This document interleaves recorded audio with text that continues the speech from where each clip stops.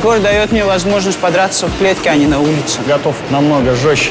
Такого адреналина я нигде не испытывал. У меня хоть какая-то популярность стала. Девочки пишут каждый день. Я собираюсь наносить ему ущерб. Не имею права проигрывать. Все обзавидуются. И сегодня в этом грандиозном событии тоже будет все очень-очень жарко. Погнали! Мы отплыли!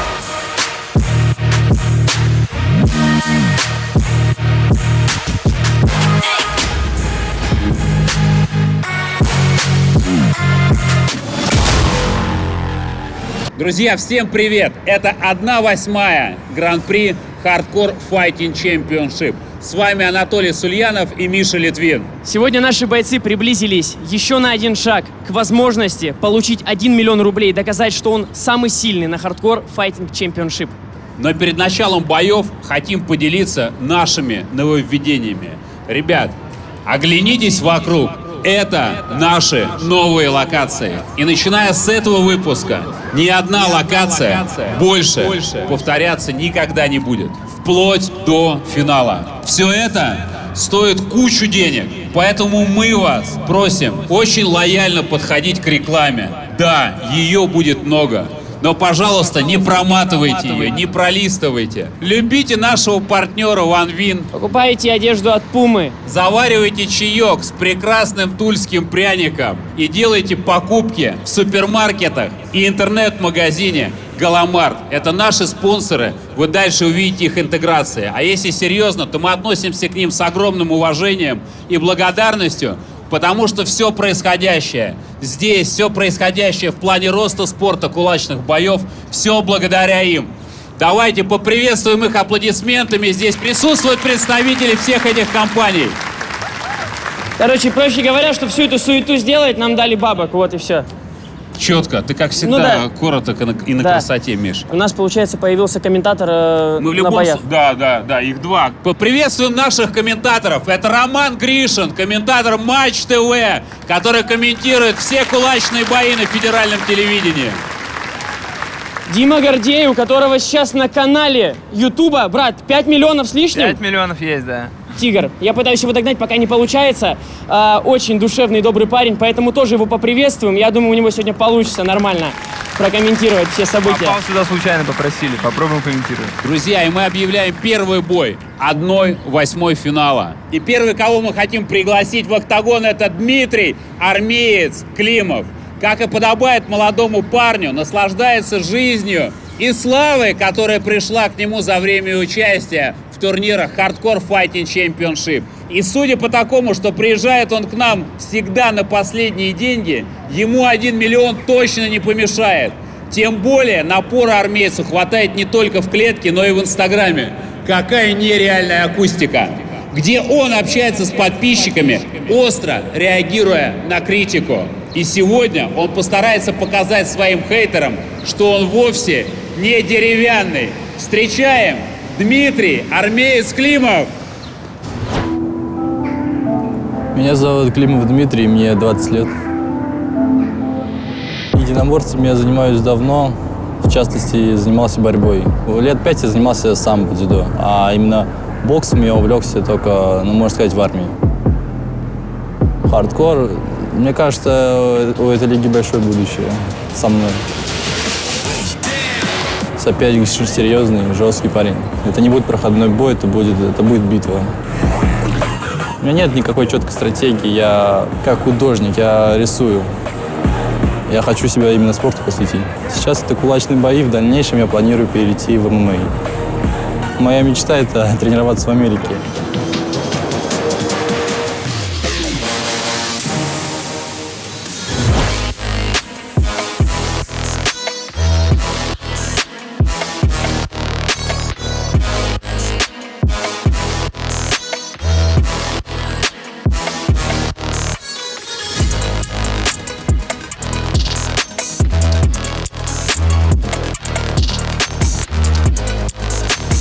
А его соперник в особом представлении не нуждается, потому что зрители хардкора давно его признали одним из самых опасных и самых сильных бойцов. Приглашаем на ринг Амирхана Оева, Белый Лев!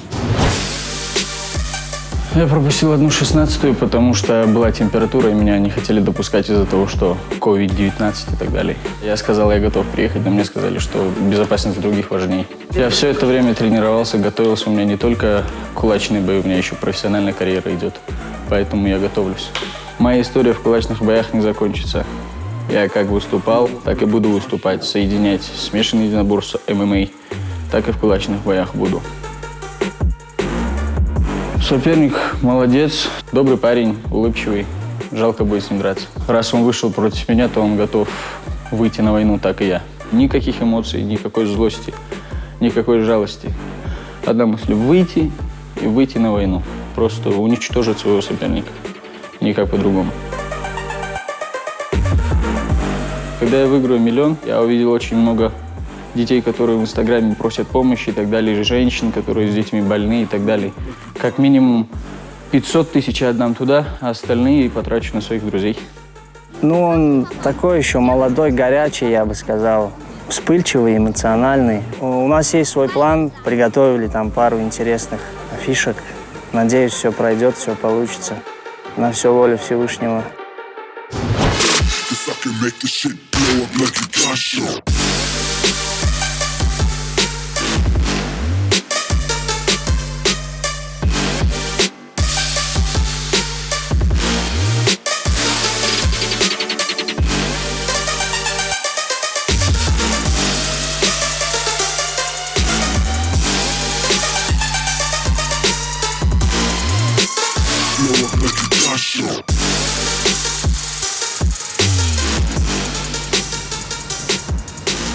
Рефери в клетке Александр Сидорин. Парни, правила знаем, не нарушаем. Слушаем внимательно моей команды. После команды «Стоп» не работаем. Уважаем друг друга, показываем красивый и честный бой. Пожали руки. По углам.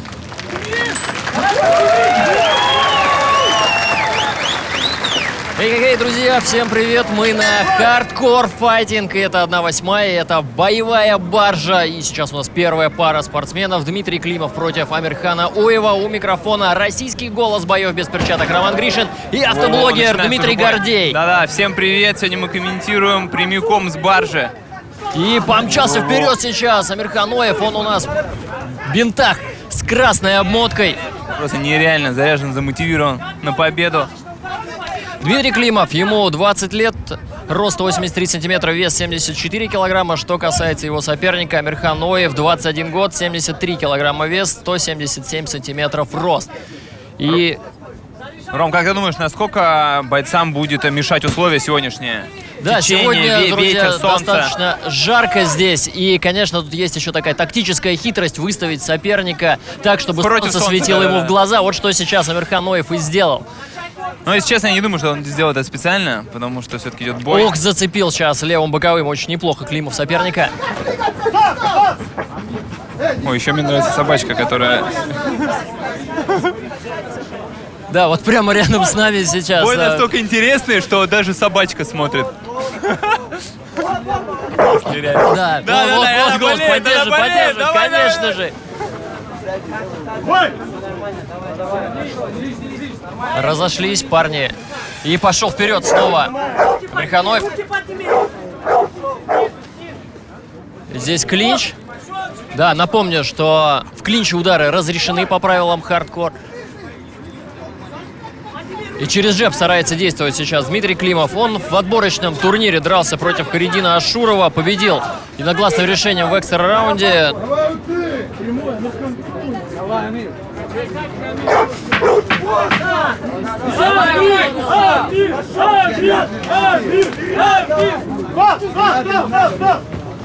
Как-то тяжеловато Дмитрию Климову. Амирхан четко работает с дистанции.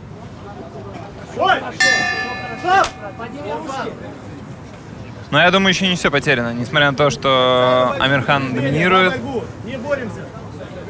Да, и получает сейчас как раз Дмитрий Климов от Александра Сидорина предупреждение за борьбу. Болеет, болеет, болеет, собачка болеет за хозяина.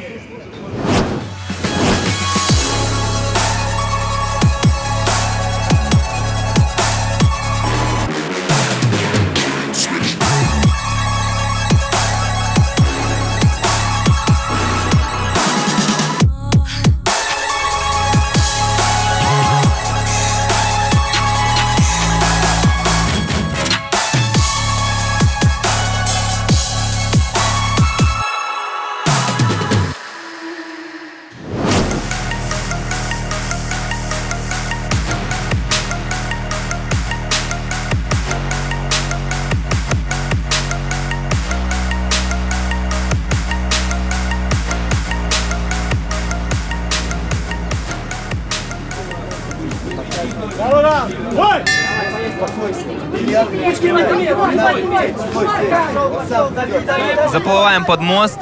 Да, и есть возможность у парней передохнуть немножко в тенечке. Ну, смотрите, как прессингует сейчас Оев. Остановка, ух ты, да, увлекся. Тут даже после команды стоп. Что, на колено стал? Не, он остановил, а тут ему из-за спины. Ну, адреналин все-таки, кулачные бои. Иногда он отсчитывает сейчас Дмитрию Климову, да, потому что он закрытый был и не защищался. Готов продолжать. Слушай внимательно. Коллега, вернись, боец. Внимательно команды слушай. Весь бой, конечно, проходит на диких эмоциях. Бойцы не слышат команды рефери. Ну, скорее не слышат, чем не слушают, Ну да, потому да, что к рефери очень серьезно здесь относится именно к тому, что запрещено как-то даже не слушать рефери, это официально в правилах хардкора, и запрещено какую-то либо агрессию вообще проявлять. Вот здесь сейчас вяжется Климов в клинче со своим соперником, поджимает его к сетке, но, тем не менее, из клинча ударов мы с вами не увидели. Чуть замедлились оба, выцеливает сейчас Амирхан. И опять в клинч ныряет Дмитрий Климов. Получает еще одно замечание, и вообще чувствуется, что Дмитрий, может быть, как-то физически то ли перегорел, то ли, в общем-то, не очень хорошо подготовился, потому что он какой-то очень медленный, надо обратить внимание. Хороший правый боковой заходит, и работа в клинче. Мне кажется, все-таки еще не все потеряно. Дима сейчас включается. Нет, но за что мы, в общем-то, любим бои без перчаток, это то, что возможны быстрые остановки, и, собственно говоря, здесь Климов может попасть и, в общем-то, вырубить соперника. Но пока шансы у Амирхана намного выше. Раскачивает корпусом. Вот-вот, обозлился сейчас Климов. Да-да-да, и как раз сейчас слышим мы рекомендации ото всех есть вокруг бей. И смотрите, как на выходе здорово Амирхан пробил. Раскручивает. И поджимает Климов его опять к сетке. Да, очень сложно комментировать, на самом деле. Тяжеловато дышит Амирхан. И бой продолжается. Да, надо еще. Хорошо, боковые несколько раз зашло сейчас у Климова. И слышим 10-секундный отчет до завершения раунда. И, кстати, с локтем упирается Амирхан. И есть попадание! Отличную концовку забирает Дима.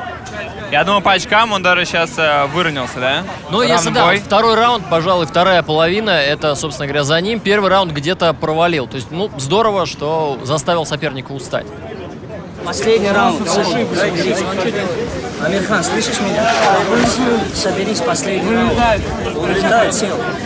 У тебя еще раунд? У него нос не может додраться. Нос здесь.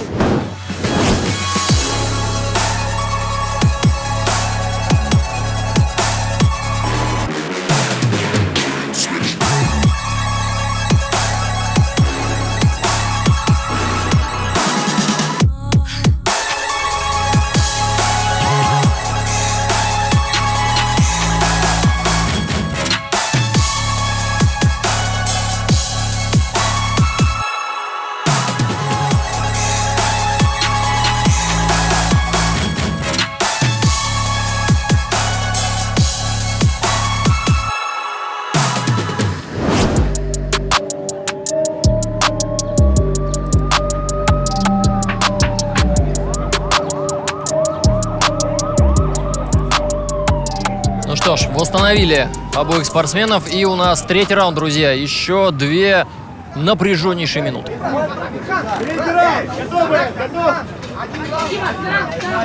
Итак, смотрим третий раунд. Сейчас все решится. Борьба очень ровная. По очкам, думаю, там плюс-минус одинаково. И увлекается. Пропускал. Да, и здесь очень большие эмоции как раз в углу у Климова. Давай, что ты останавливаешься, работай сам. Абсолютно поддерживаем. О, хорошо, на отходе правым боковым достает Климов. Очень равный бой, очень равный. Тренер подсказывает 2 передних Диме. Но через двойный джеб надо сокращать дистанцию, конечно.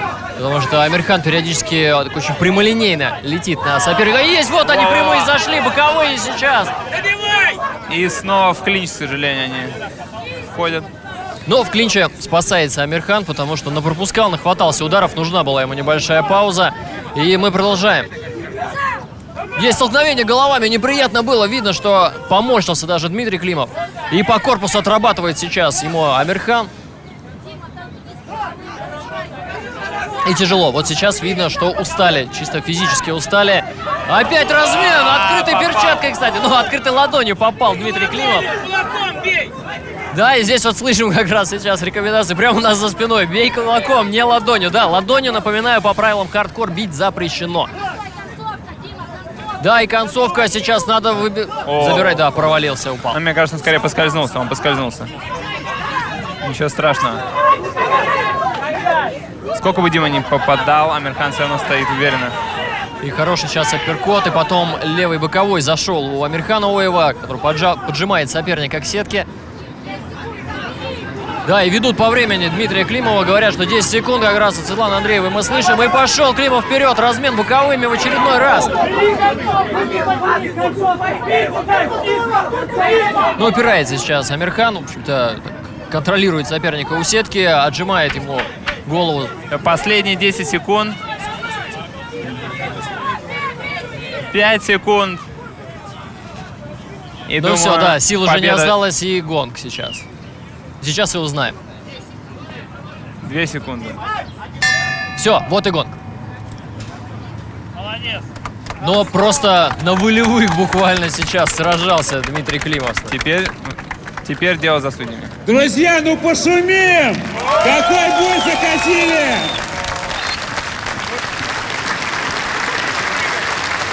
Здравствуй, парень. Мама, привет, я тебя люблю.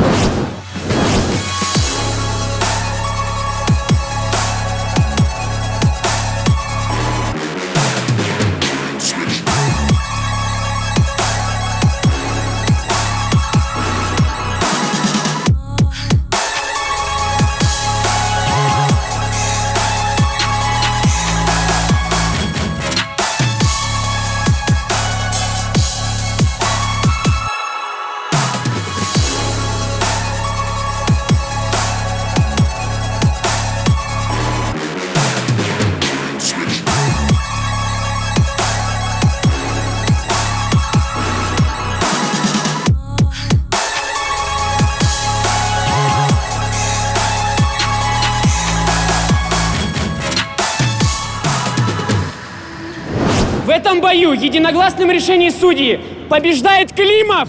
Да, друзья, единогласным решением судей победу одерживает Дмитрий Климов. Да, он забрал, получается, 2-й, 3-й раунд. Несмотря на то, что 1-й раунд проиграл.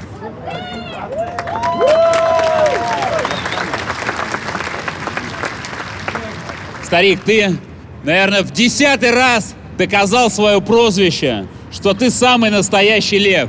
Чтобы вы понимали, человек с 30-й секунды 1-го раунда бился с 2 сломанными пальцами на одной руке и не остановил бой. Настоящий мужчина, аплодисменты ему!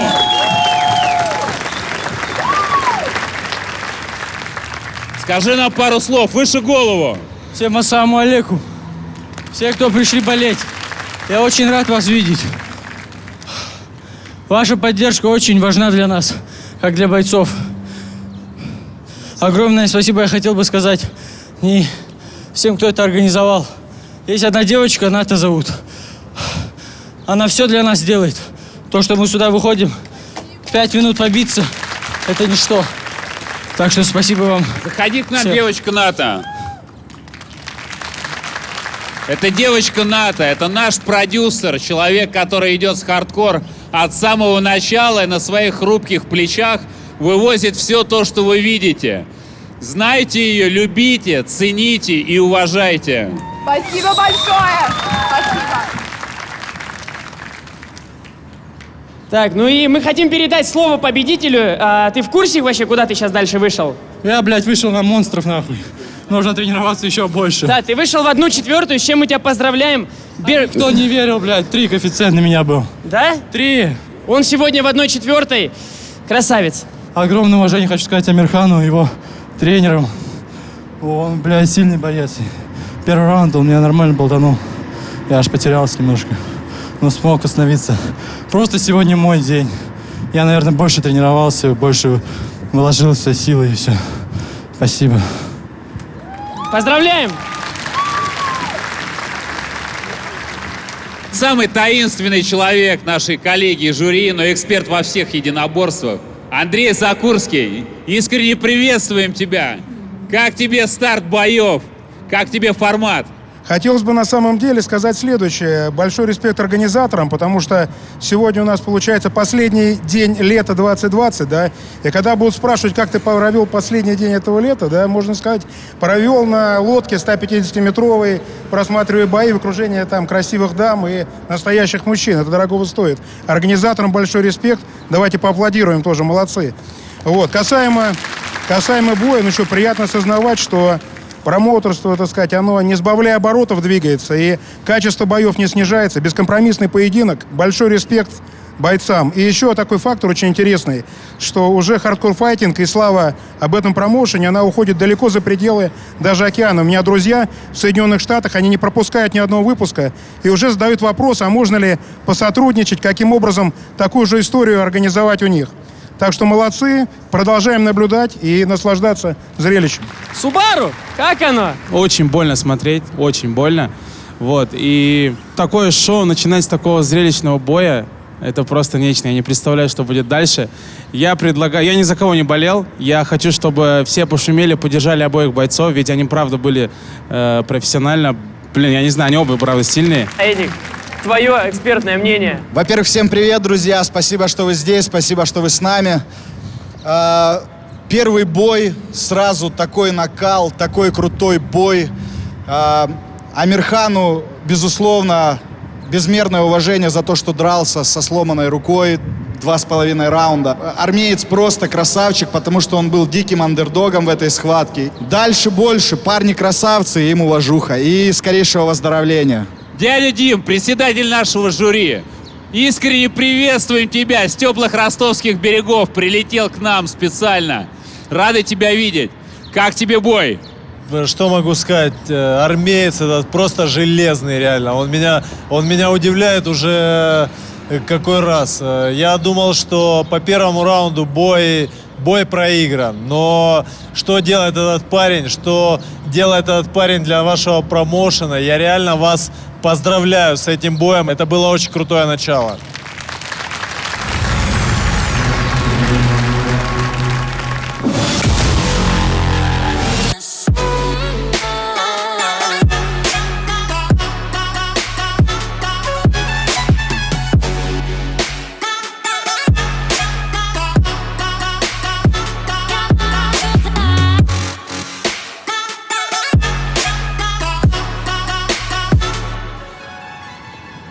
Следующая схватка расставит все точки над «и», потому что мы узнаем, кто сильнее – мастер языка жестов или повелитель света. Приветствуем, Мартин Лютер Джуарян, главный охотник за разговорчивыми оппонентами, который предпочитает подтверждать слова делом, используя вместо них более мощное оружие – язык жестов, способный объяснить свою позицию даже самому непонятливому. Приветствуем, Мартин Лютер Джуарян. Всегда хотелось выступать на каких-то больших шоу, то, что показывают в фильмах, где-то быть вот в такой атмосфере. Как-то я домашних уговаривал, но, походу, они как-то не верили, что моей идее, моему стремлению, но меня поставили 2 раза на учет за то, что я подрался на улице. И после 2-го раза они решили, что лучше я свою энергию буду тратить в зале, нежели на улицах. Так я оказался в зале бокса. В клетку выходить мне не особо прям уж страшно. Волнение все равно есть, но такое волнение, как будто такое приятное, в предвкушении чего-то. Кулачные бои для меня это лотерея, потому что непредсказуемо очень. Один удар может просто изменить ход поединка. Я так-то в себе уверен, я знаю, что я способен быть проблемой для любого. Самый сложный соперник — это внутри каждого. По поводу подготовки Мартина, я могу сказать, что он делает акцент на хлесткий нокаутирующий удар. И тренируется 2 раза в день, недооценивает никого и готовится полным ходом. Его стихия, он любит тот скул, он любит такие жесткие, заряженные темы. Мне хочется бить тех ребят, которые очень много разговаривают, которые себя нагло ведут, которые неуважительно относятся к оппонентам. И то, что есть эти разговорчивые, это как вишенка на торте, потому что в любом случае зрители хотят увидеть, как этот парень получит по голове. Надеюсь, у меня будет такая возможность наказать этих клоунов.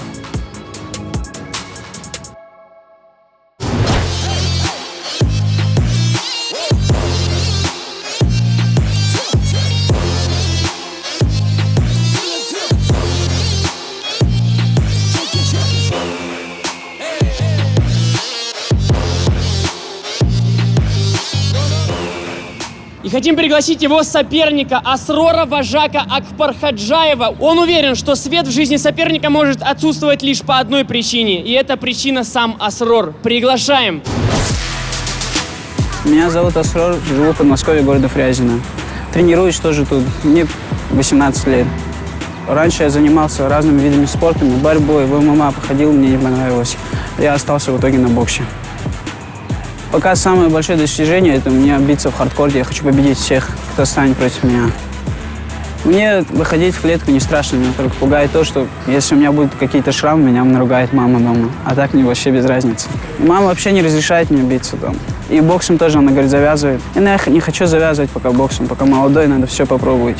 Поэтому я держусь в хардкоре. Мне хочется побиться там, где было без заявлений, без того. Это же лучше, чем драться на улице.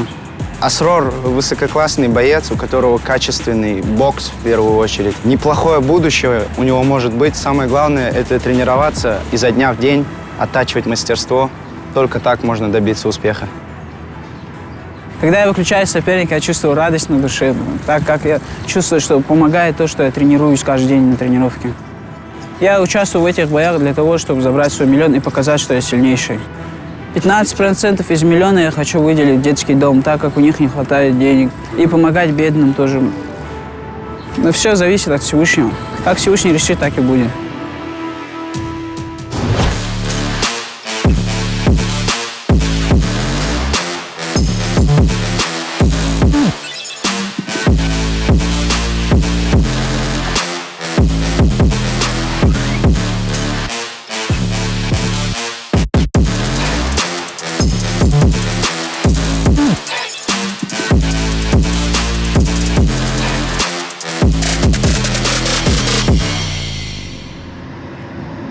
Бойцы на середину. Парни, правила знаем, не нарушаем. Слушаем внимательно моей команды. После команды «Стоп» не работаем. Еще раз заостряю внимание. После команды «Стоп» не работаем. Уважаем друг друга, показываем красивый, честный бой. Пожали руки. По углам.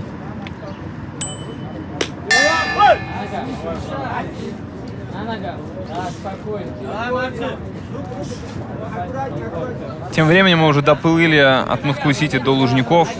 Самое время, спортивная арена. И неплохо, кстати, Асрор держит соперника на дистанции. Он у нас работает в бинтах с красной обмоткой и хороший левый боковой сейчас в исполнении Акбархаджаева. Через двоечку пытался сокращать дистанцию Мартин.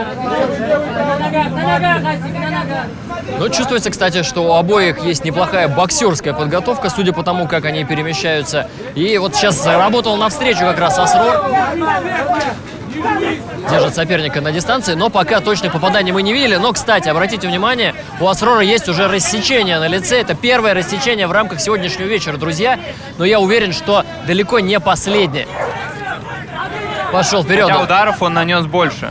Он выбрасывает больше, но получилось, что просто Мартину удачно удалось попасть. Да, и сейчас Александр Сидорин проверяет состояние спортсмена, но я так понимаю, что... Рассечение, мне кажется, очень сильное, потому что уже половина лица залила. И будет обидно, если будет такой технический нокаут. Да, отстреливается сейчас с дистанции как раз Мартин Джуарян и пошел прессинговать Асрор. Дикий мордобой просто. Ух ты, да, тут же просто как реально настоящий индеец такой в боевом раскрасе выглядит Асрор. Мартин, по-моему, сейчас тоже хорошо... О, ему уже не видно. Все. Да, эта пауза вызывается представитель медицинской бригады, как раз вот Катман у нас сейчас для того, Асрор чтобы... очень сильно расстроился, что останавливает. Но это техническая остановка пока еще, то есть пока еще. Да, и рассечение у Асрора, оно на лбу, оно, в общем-то, неприятное за счет того, что кровь в глаза заливает, но оно не очень опасно. Вроде как восстановили Асрора.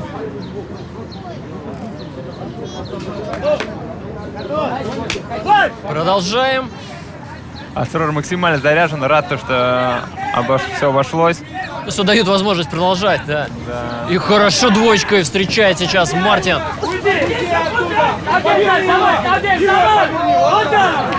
Опять открывается рассечение. И встречный опять. И опять заливает кровью лицо Асрору. Но парень вообще не останавливается. Вот здесь клинч, да, выходил практически на бросок сейчас Асрор и продолжает прессинговать. Но очень-очень хорошо работает Джуарян именно навстречу. Он вторым номером классно встречает. И гонг, пока есть возможность передохнуть, восстановиться немного, ну, в первую очередь, Асрору.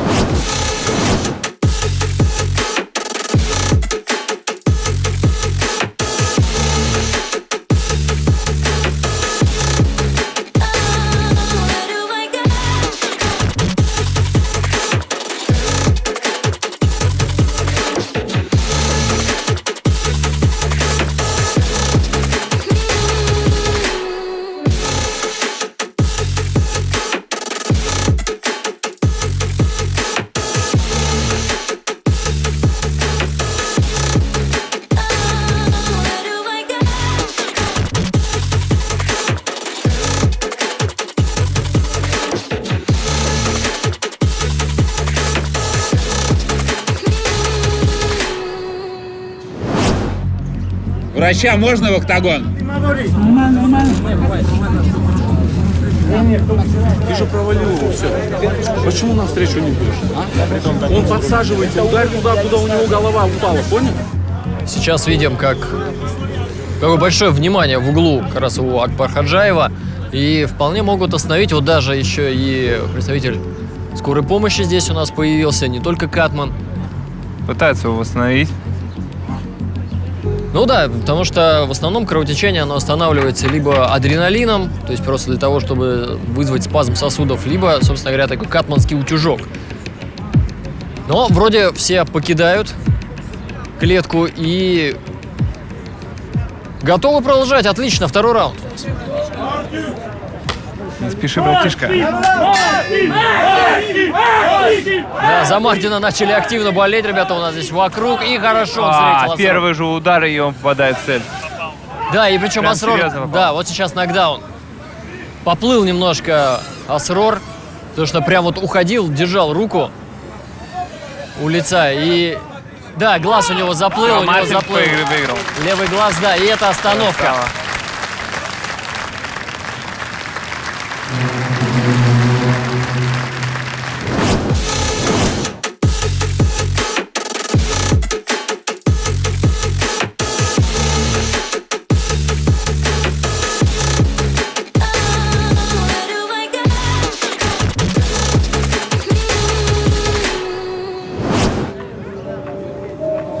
Да, это было очень неприятное попадание, после которого уже начал морщиться. Ну и видим сейчас, что у Асрора глаз заплыл. Там с такой травмой, конечно, продолжать невозможно было. Давайте похлопаем!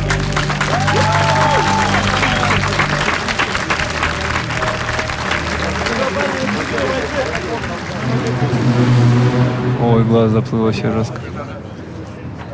Похлопаем!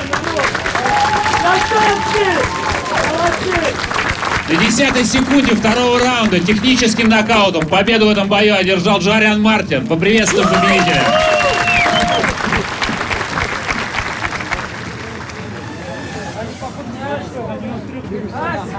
Вроде у нас дрался только один боец по прозвищу Лев, а после этого боя я понимаю, что это уже второй Лев за сегодня. Поприветствуем, пошумим!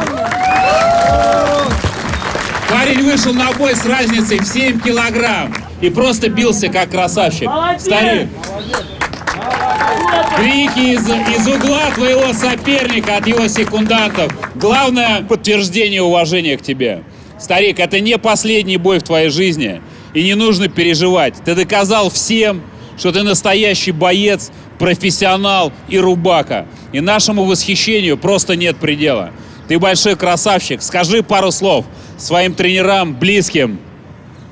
Я хочу сказать спасибо всем, кто меня поддерживал. Фрязино, салам алейкум всем, кто за меня болел.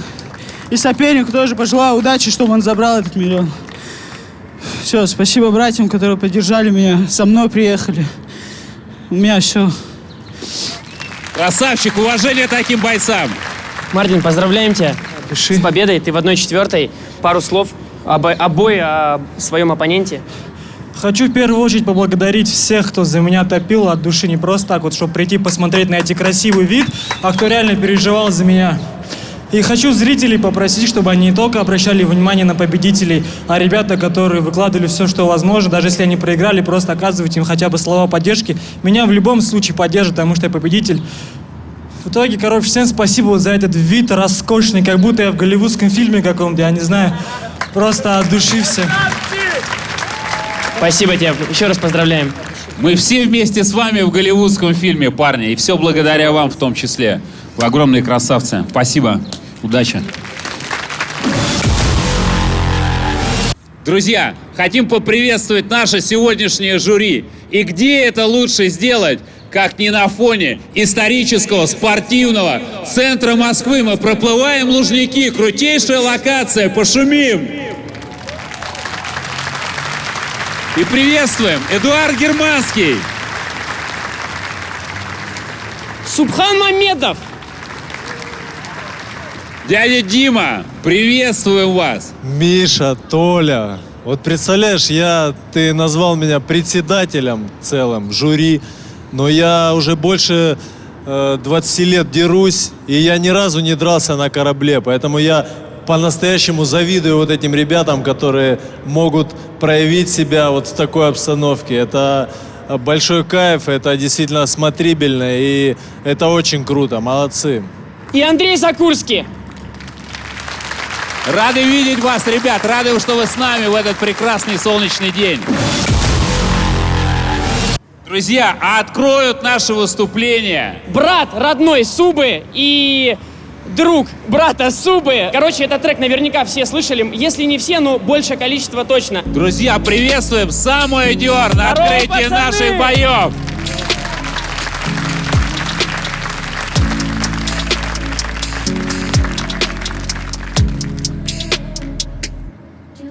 Так дайте пацанам посчитать потери. Сумма нули погибает на сцене. Снова один, прогуляюсь без тени. Заливаю лин, поцелуй на шее. Капли камбла, траблы назад, черный каскад. Вижу твой взгляд, степ многоярд. Мог тебя взять, но ты не моя. Забери ма, снова летаю. На пьяном угаре я словно сияю. Ты восприняла в штыки, а я летаю, я летаю. Так, дайте пацанам не остановиться. Без этих драм тут определиться. Много я видел, чужие тут лица. Перелистнул эти страницы. Взять бы тебя на деле, твоих губ в новом мантлере. Трабл ганж в моем теле.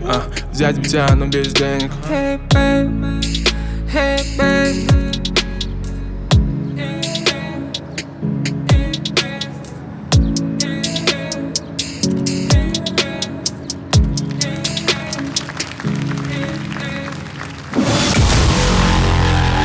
Это 1/8 финалов битвы за 1 миллион рублей. И мы хотим пригласить следующих бойцов. Виталий Бодрый Бодров очень переживает за здоровье своих соперников. рискнувших выйти против него. Этот доброй души человек в 1/16 вырвал в прямом смысле слова своему оппоненту челюсть. А теперь, по его словам, вновь поменял тактику. Взбодрил банки, поработал над дыхалкой и изменил технику. Видимо, заботится о новых увечьях для соперника. Встречаем Виталий Бодрый Бодров! Из города Голицыно, являюсь тренером по рукопашному бою. Сосредоточенность, уверенность. Мне нравится это. С Виталием мы работаем с января, то есть после Нового года сразу же приступили к работе, к совместной подготовке. Он профессионал своего дела, заслуженный мастер спорта по рукопашному бою.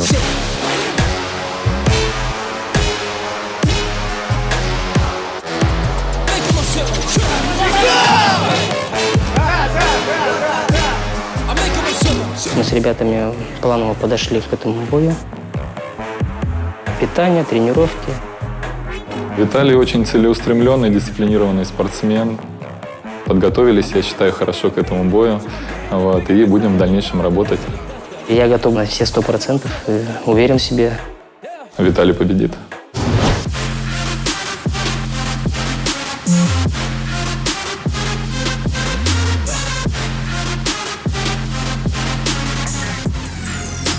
Давайте поприветствуем!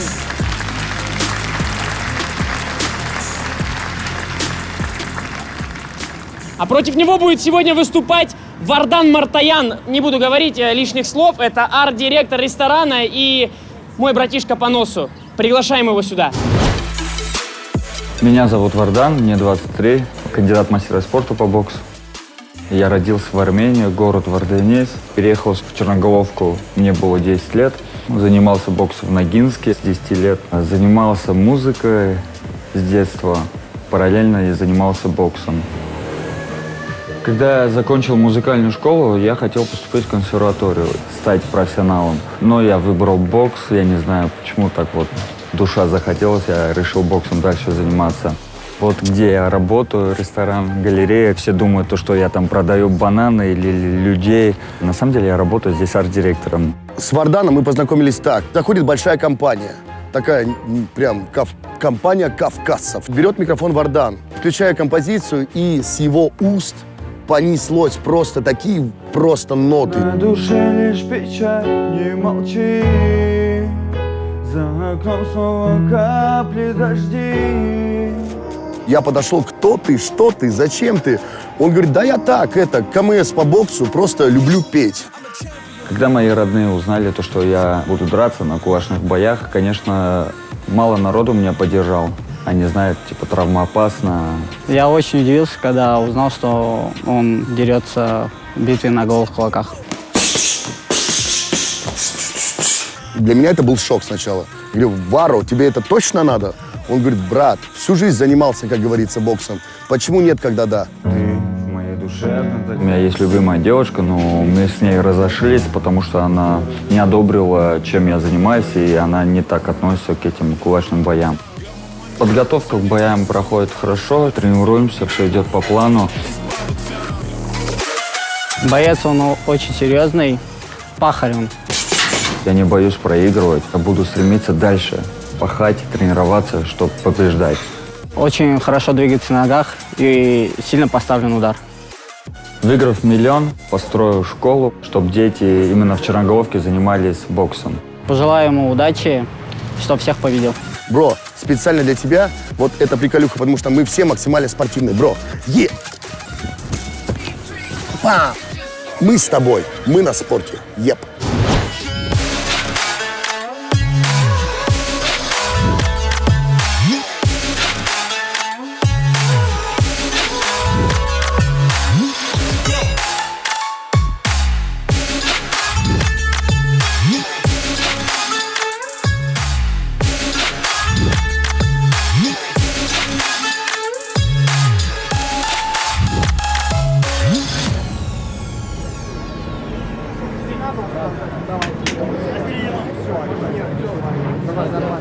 Парни, правила знаете, внимательно слушаем мою команду. У вас 3 раунда по 2 минуты. Покажите красивый и, главное, честный бой. Пожали руки по углам. Ну что ж, финальные инструкции от рефери, и у нас в клетке Виталий Бодров и Вардан Мартаян. Видим, что очень большая разница в росте. У Виталия рост 168 сантиметров, у Вардана 180. Ну, плюс еще и, если судить по характеристикам бокса, то они тоже в разных даже весовых категориях. Бодров 63,3, Мартаян показал 69,5. И причем еще надо отметить, что Виталий Бодров, он один из самых взрослых спортсменов здесь в ростере хардкор. Ему 30 лет. У Вардана Мартаяна здесь преимущество, потому что молодость — это всегда преимущество. Ему 23. Ну и тут вопрос, конечно, как Виталий Бодров будет работать с дистанции. Пока они очень аккуратно работают. Да, ну выцеливают одиночными. Присматриваются друг к другу. Но не будем забывать, что у Виталия очень мощный удар. Он в 1.16 своему сопернику вообще сломал челюсть просто. И вот видели, как сейчас выцеливал под удар справа Виталий Бодров. Да, ну и, естественно, Вардан, он будет стараться. Вардана челюсть защищена бородой, поэтому... И борода, да, защищена плечом еще. Поэтому у него все будет нормально. Да, его основная задача — это работать с дистанцией, как раз не подпускать Бодрова к себе, то есть использовать преимущество в росте, преимущество в длине рук, что он и старается сделать. Вот как раз пытается поймать сейчас Виталий Бодров соперника. Вот, хорошо.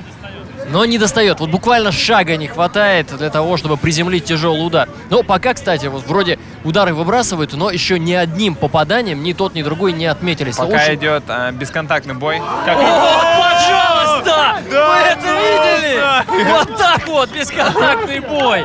Я только хотел сказать, что комментаторы любят писать, что бесконтактный бой. Вот приземлил-то как, прям даже положил буквально на пятую точку вот так вот. Смотрим дальше, стало намного веселее. Челюсть уцела, как я говорил, борода защищает. Суммортизировала чуть-чуть, да? Ну тут после такой плюхи, которую приземлил, собственно говоря, Виталий. Да, и надо, конечно, отметить, что Я думаю, сейчас Виталий захочет повторить. Еще бы. А кто здесь не захочет, да, этого увидеть? Успеет ли он это сделать за 10 секунд? Вот в чем вопрос. Ну, причем еще обратите внимание, достаточно открытой стойки Виталий работает. И все, пока гонг, но первый раунд, благодаря этому нокдауну, однозначно остается за Бодровым.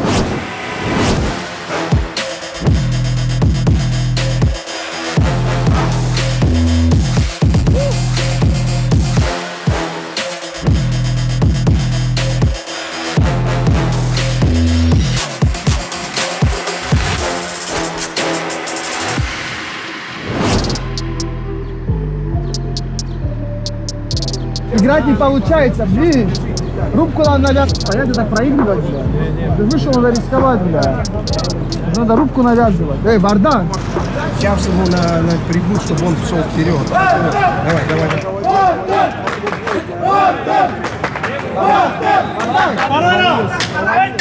Так, смотрим раунд под номером 2. Виталий Бодров против Вардан Мартаяна. Блин, Виталик и меньше ростом, и легче весит, и старше в возрасте. И как приземляет, да? И как приземляет.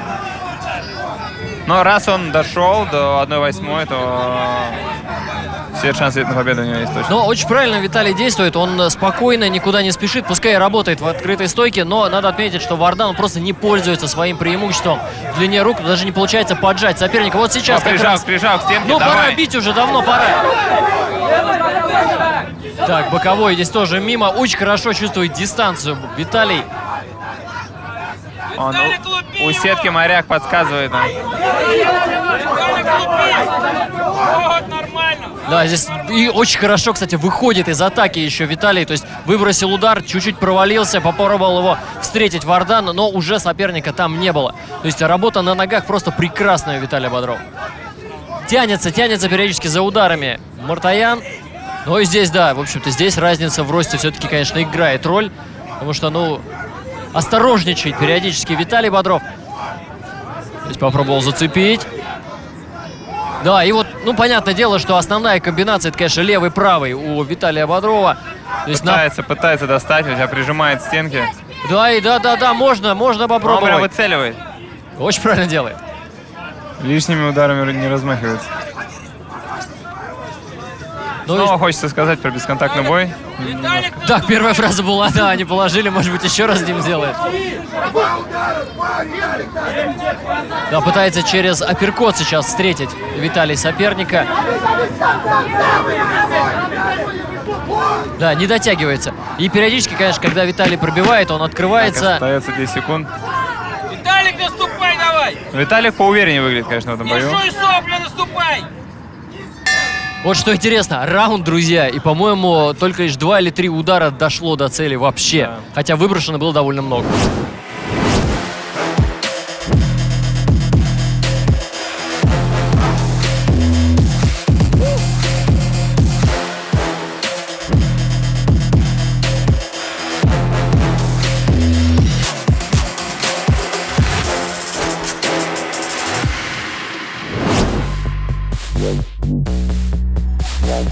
Сначала по одному растягивай. Ты видишь, попал подбородок, и все, он стал сдавать. Сейчас его настраивают, чтобы он все время побежит на тебя. Он сейчас бежать будет на тебя жестко.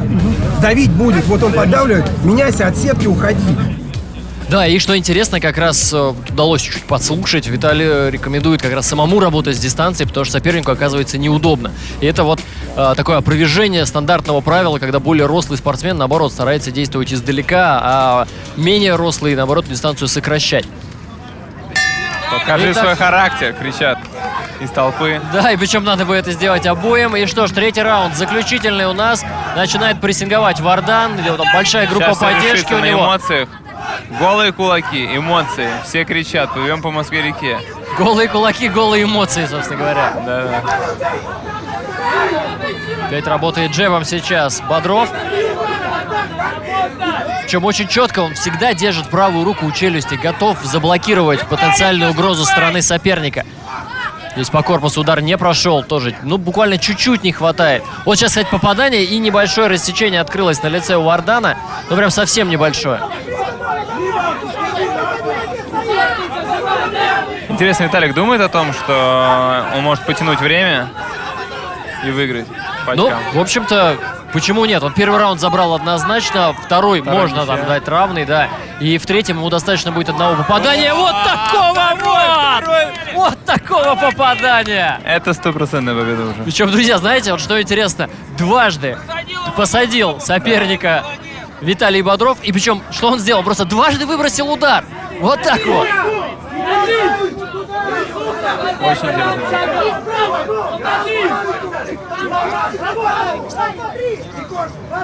Да, и что интересно, такое ощущение, что Вардан вообще даже до соперника не дотянулся ни разу своим ударом. Хотя у него длиннее руки, и он выше ростом. Но видно, что чисто физически уже Вардану достаточно тяжело. Вот такая гримаса напряжения у него на лице. Да, болельщикам хочется, конечно же, пожестче всего. Но здесь нельзя, конечно, терять концентрацию Виталию ни в коей мере. Потому что, да, ты вроде уже 2 раунда точно забрал с нокдауном. То есть это вот, да, огромное преимущество. Но чуть-чуть увлекшись, можешь пропустить и сам оказаться просто вот в ближайшем положении. Кулачные бои, то что ничего не предсказуемо. Так, 10 секунд. Но все-таки победа. Ну все, ну надо спуртовать, мне кажется, уже Вардану, потому что, ну, терять-то нечего. И даже на последних секундах у нас все равно бесконтактный бой. Где удары-то? Видимо, так все закончится, да. Но, друзья, это отдельно было очень интересно. Это 2 удара, 2 нокдауна. Собственно говоря, поздравляем Виталия с победой. 100% эффективность.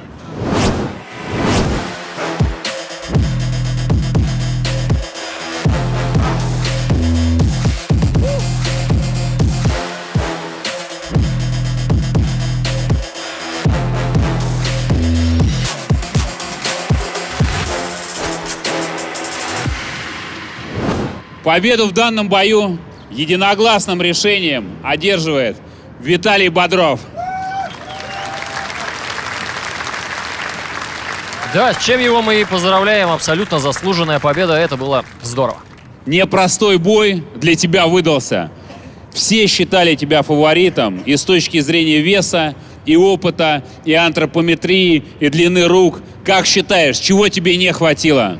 Спорт — это фарт. Сегодня туда, завтра ко мне придет. Поздравляю, Виталик, тебя с победой. Красавчик, очень приятно. Так, хотел бы всем, кто поддержал меня, и даже никто не поддержал меня, спасибо сказать. моему тренеру Андрею Геннадьевичу, Руслан, тебе, всем пацанам. Спасибо вам за организацию. Посмотрим, все будет хорошо. Надо больше тренироваться. Тебе не надо больше тренироваться. Я уверен, что вот здесь, Эдик Германский, это не камешек в твой огород, но этот человек тренируется больше тебя. Вот, просто Эдик Германский у меня ассоциируется с человеком, который пашет постоянно, где у него по 2-3 сторис в день. Красава, все сделал правильно. Только уважение. Люди, чтобы вы понимали, что это за человек, он тренируется 7 раз в неделю, 2 раза в день, он не умеет отдыхать. Я считаю, что он перетренировался в этом бою. Этот человек реально перетренировался. Женя, а как сейчас тренируешься ты? Я сейчас тренируюсь, готовлюсь к бою с настоящим профессионалом Марифом Пираевым. И, соответственно, моя подготовка, я должен себя позиционировать как профессиональный спортсмен, потому что это первый большой вызов для меня, для бойца, для поп-ММА. Такого еще не было, чтобы боец из поп-ММА встретился с настоящим профессионалом. Вот такого еще не было. И, соответственно, я должен к этому подходить как психологически, так и физически. Но физически это второй момент. Я больше готовлюсь, наверное, вот здесь, в голове. И это самое главное. Жень, ну послушай, вот ты сейчас так говоришь, что ты готовишься к бою с первым профессионалом. То есть до этого все твои бои были с непрофессионалами, ты хочешь сказать? Нет, никак нет. Это наш сегмент поп-ММА. Именно около профессионалов. А данное противостояние мое с Марифом Пираевым, это реальный. Это мой, грубо говоря, это мой будет трамплин в мир профессиональных боев. Я вот что хочу сказать. Это противостояние, за которое в этом году ты переживаешь больше всего? Да, однозначно. Подождите, пожалуйста, я прошу прощения. Опа! Салют, братец. Приветствую. Приветствую. Про Марифа Пираева мы все уже знаем, наслышаны уже. У нас-то что, давай скажем на всю страну уже, как говорится, официально уже, как говорится. Наш с тобой реванш. Зелимхан, пока я от тебя убегаю, как ты говоришь, я уже готовлюсь к нашему бою. Контракты-то подписаны. Ну вот видишь, помнишь, я тебе говорил, ты от меня не убежишь. А помнишь, я говорил, что мы на хардкоре подеремся? Нет. Кто вспомнит, я Зелимхану говорил, что мы будем драться на хардкоре, что нам предложат хорошие деньги. Нам предложили хорошие деньги? Я вспомнил, брат. Я вспомнил, серьезно вспомнил. Просто... Все было, как я сказал. Да, я вспомнил просто. Так, да, было такое, вот как хардкор. Спасибо вам. Спасибо всем вам, кто за нами следит. Все, кто за нами следил, кто болел за Женю, кто болел за меня, все увидят, получили возможность увидеть этот бой. И это прям будет прям шикарно. Я не знаю, не объявляли, да, вы где-то, поэтому не буду говорить. Все объявляем. Ну, это выйдет уже позже конференции, которую мы на этой неделе снимем, поэтому можно открыто говорить. Да, это будет, я даже представить, я только мечтал, если честно сказать. В детстве как-то мечтаешь на громкие бои, когда кто спортсмен тот поймет, что-нибудь до самого высокой степени ты уходишь, где поле футбольное, там, трибуна. Серьезно, я так, кстати, стадионы, точнее.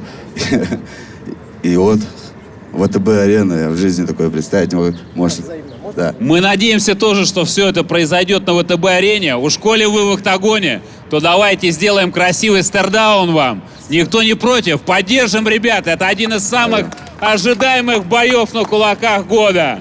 Наравне с финалом Hardcore Fighting Championship.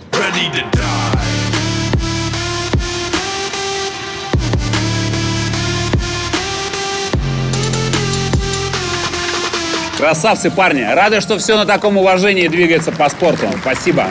Вардан, все равно ты огромный красавчик. Мы открыто с Мишей предлагаем и настаиваем, чтобы ты остался в нашей лиге. 100% с самого начала человек с нами. И просто так мы с самого начала ты всегда топил с нами, всегда топил за нас. Мы открываем со следующего турнира уже 5 весовых категорий. Начинаем бои за чемпионские пояса. Скажи, готов ли ты биться там? Даже думать нечего, готов. Красавчик.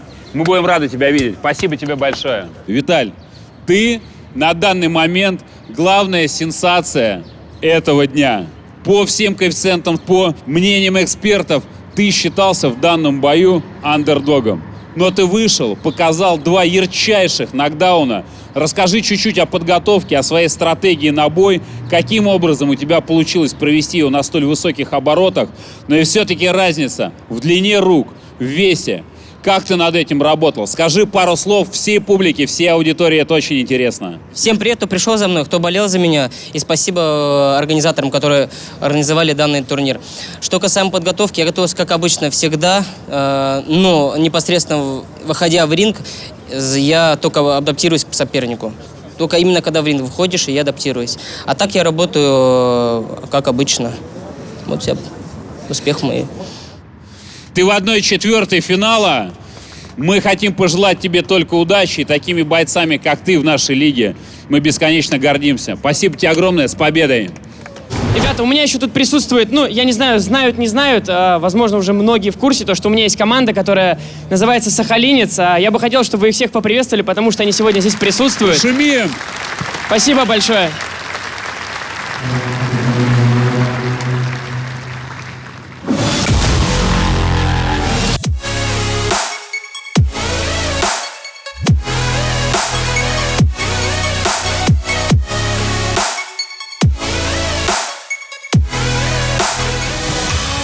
Представляем наших бойцов. И первым, кого хотим пригласить, человека, который с самого начала с нами, с сумасшедшей татуировкой, которая мне очень нравится на его шее.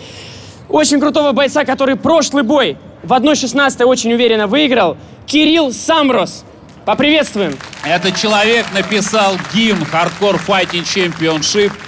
Песня называется «Добро с кулаками». И мы даже выпустили наш фирменный мерч с этой надписью. Парни, по ссылочке залетаем в магазин, берем моднейший шмот, крутейшие худи, майки, поддерживаем хардкор. Кирилл Самброс, встречаем!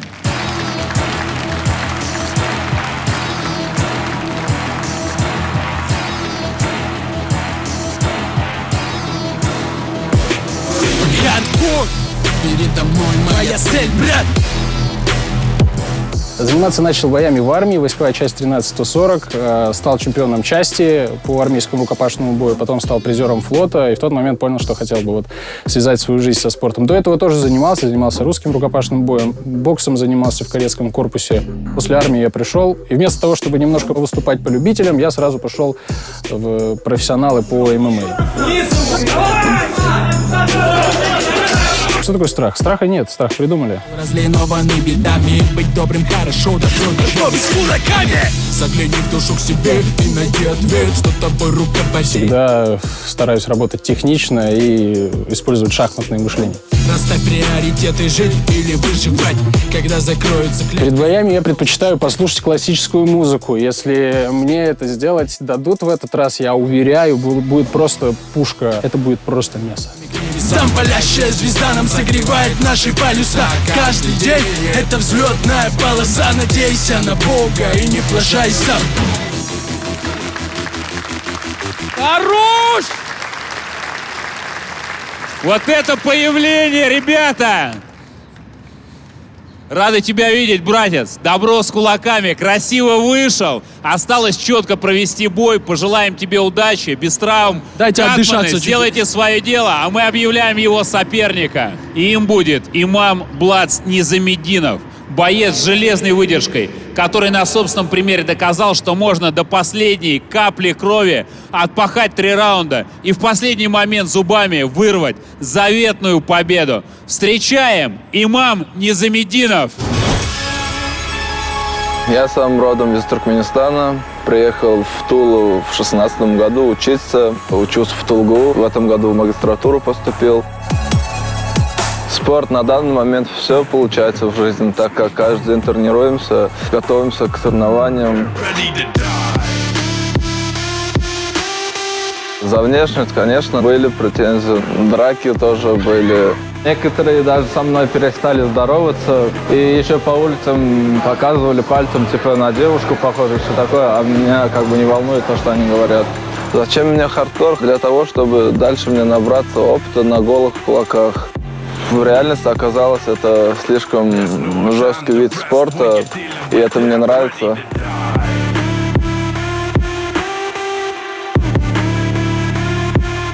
Самый любимый удар — это, скорее всего, супермен панч правой рукой. Мне нравится хардкор, на голых кулаках выступать. По поводу своего соперника я могу сказать, мы покажем красивый и хороший бой.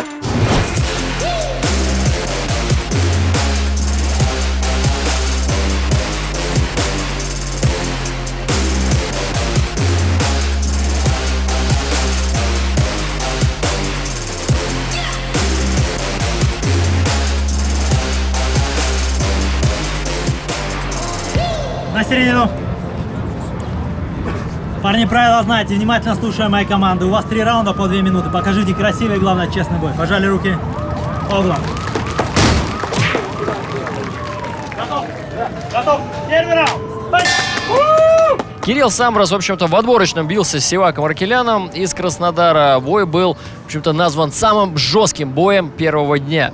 Проиграл из-за травмы, но решением жюри прошел дальше. Хотел, собственно говоря, Кирилл Самброс завязать. И по просьбе жены и дочери, но через несколько дней все-таки принял решение продолжить. Да. Кирилл, как понимаю, у нас и боец, и рэпер, и татуировщик. И в будущем блогер, возможно. Вполне вероятно. Имам Низамединов, ему 18 лет. Здесь есть разница в возрасте. Плохо зацепил, кстати. Сейчас Кирилл работает в корпус. Пока работает, в свою очередь, Имам с дистанции пока. А могут ли принимать участие бойцы младше 18 лет? Есть один парень, но он приезжает с отцом, и на каждый бой они подписывают, собственно говоря, соглашение. То есть там родители присутствуют, и хорошо сейчас пошел, кстати, атаковать Кирилл Самброс. То есть, но в целом, да, то есть особый регламент это вот 18 лет и все. То есть совершеннолетний, давай вперед в клетку, дерись, если можешь.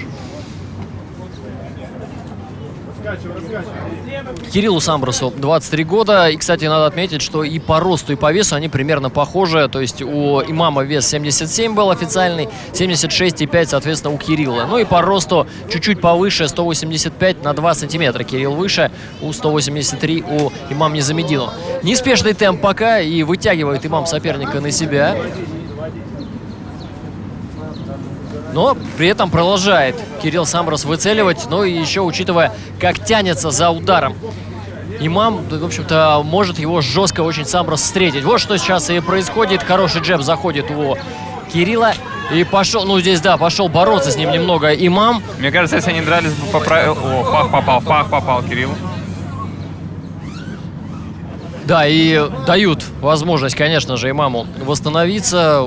Удары ниже пояса, я напомню, в хардкор запрещены, то есть это не только, в общем-то, туда, куда бить не следует вообще в целом, но там даже если вы захотите в коленку вдруг зачем-то соперника ударить, это тоже не по правилам.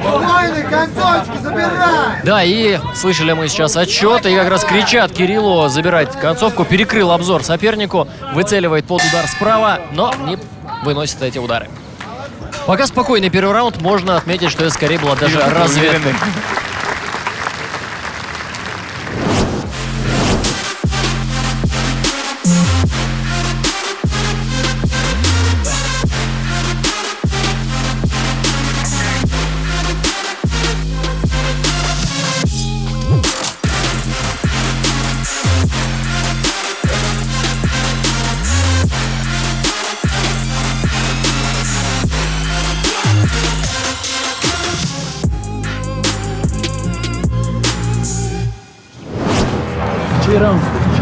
Твой, однозначно твой, Кирилл. Дернул, зайди в плечи. Дернул, зайди в плечи.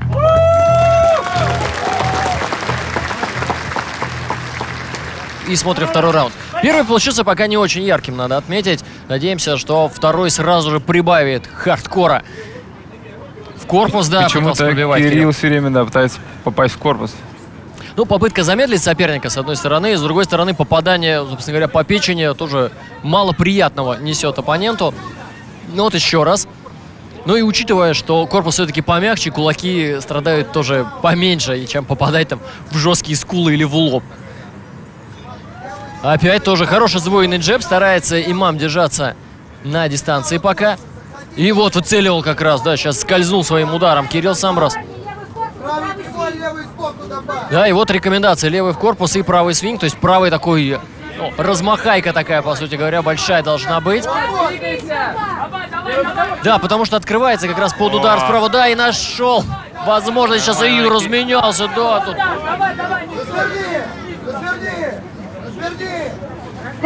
Да, понакидывали друг другу в клинче. Ну и особых повреждений не видим. Были неплохие попадания, кстати, у Имама, надо отметить. Ну да, даже, мне кажется, этот раунд, наверное, забирает. Но раунд еще не закончен. Но тогда, судя по тому количеству ударов, хороший разворот, поджал к сетке. И можно продолжать. Видно, что уважают соперники друг друга, постоянно дают 5. Да, размен какой классный. И готов поплыть сейчас, собственно говоря, Имам. Да, сейчас посадит это нокдаун. Все, он выиграл. Ну, я не уверен, что прям выиграл, но раунд точно забрал. Поднимается сейчас Имам Низамединов, готов продолжать. Да, и Кирилл рванется вперед. Я думаю, сейчас вроде соперник выглядел потрясенным. Есть попадание, отлично. Видно, что соперники уже выдохлись. И хорошо встречает чуть-чуть побыстрее Кирилл. И это, конечно, ему очень помогает. Ох, Супермен панч, точно в цель. Он устал, слышишь меня? Нет. И раунд закончен. Вот так, вроде бы казалось, было более-менее на равного, пока не включился Кирилл Самброс на полную.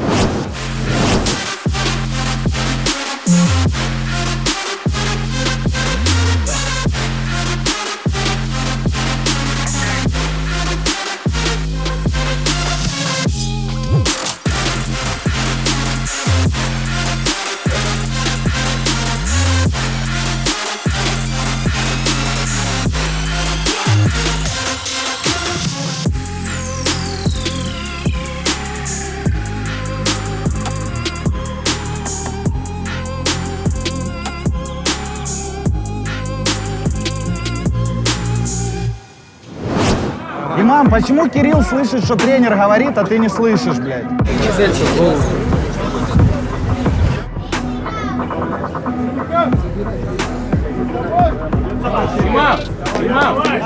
Поддержим парней, ребят! Итак, третий раунд. Да, опять большое уважение. Здесь, в общем-то, Кириллу Самбросу в джентльменстве в каком-то не откажешь. Хорошо по корпусу попадает. А Имам идет уже в-банк, понимает, что он проигрывает по очкам. Да, здесь борьба пошла, борьба. Кирилл прям хочет перевести бой в борьбу. Ну тут еще часто и надо переводит отметить. в клинч.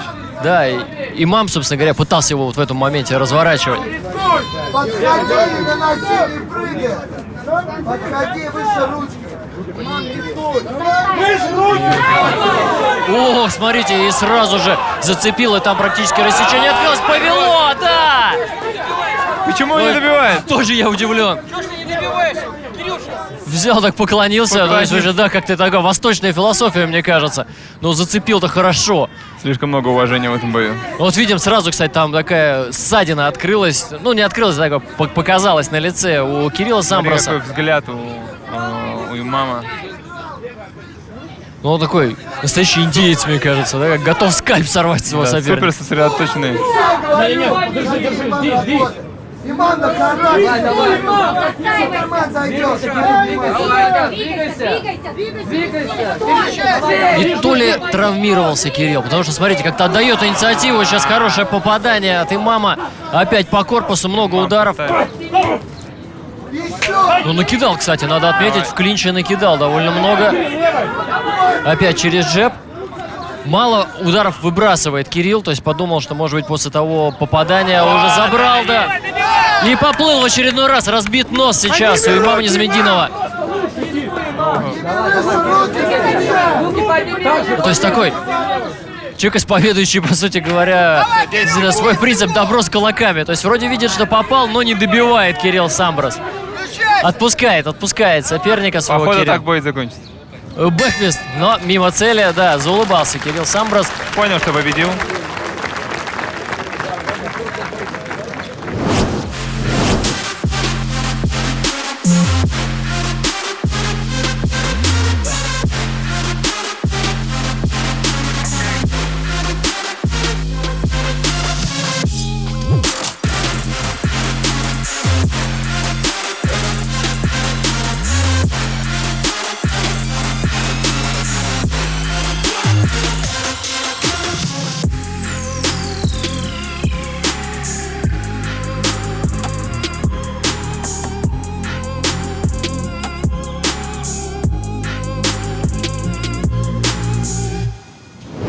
Давайте поблагодарим бойцов аплодисментами за красивый поединок.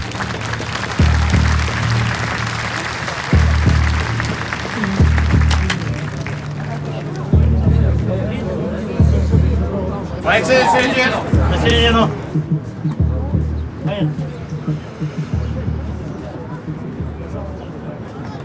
Итак, друзья, в этом бою единогласным решением судей победу одерживает Самброс Кирилл. Да, Кирилл Самброс, заслуженная победа. Ну, человек настоящий гуманист такой у тебя проявил в этом поединке. Классно, если бы сейчас зачитал свой рэп.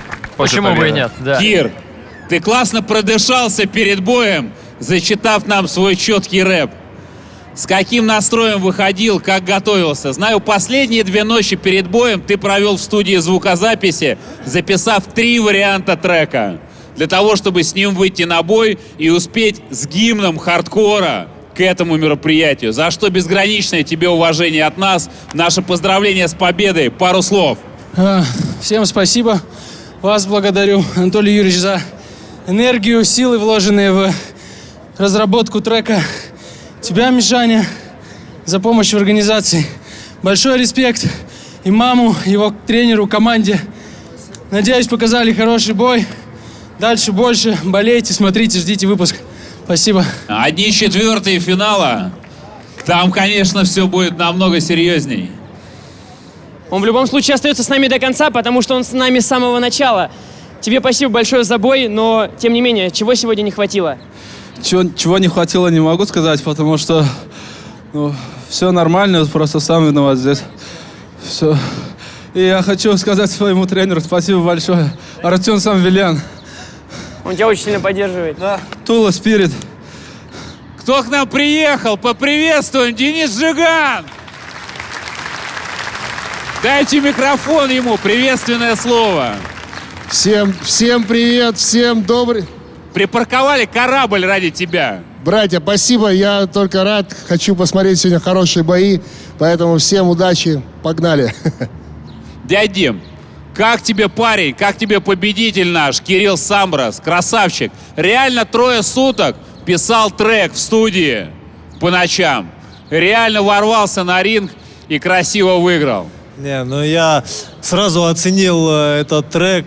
Реально, очень круто. Я выхожу тоже на свои бои под рэпчик, которые сочинили для меня ребята, буквально тоже за 1 ночь.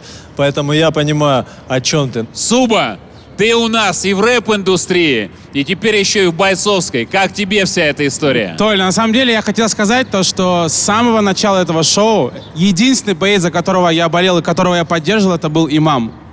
Это реально так.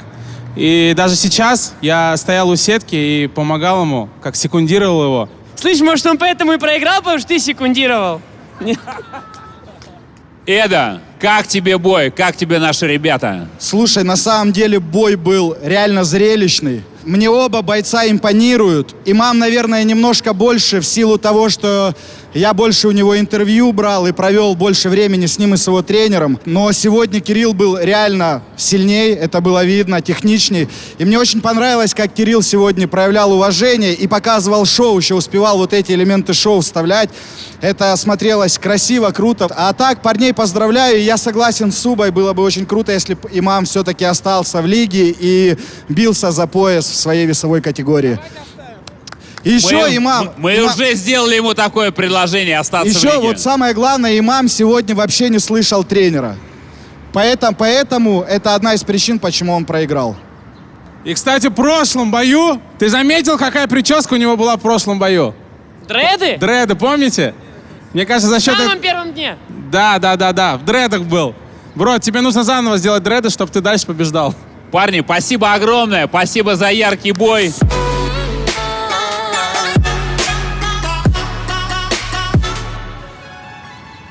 Ребятам, бойцам нужно подкрепиться. Эд, Германский, а посмотри внизу тульские пряники. Есть где-нибудь у нас или нет? Все закончились на верхней палубе. Так, парни, где пряники? Кто видел пряник? Кто видел? Толь, пряников больше нет. В смысле пряников нет? Тревога!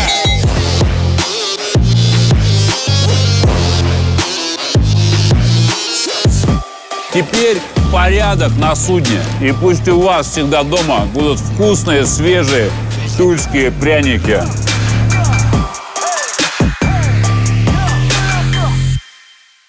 И следующий бой. Мне такие бои даже страшно объявлять. Все, я понял, что в смысле за бой.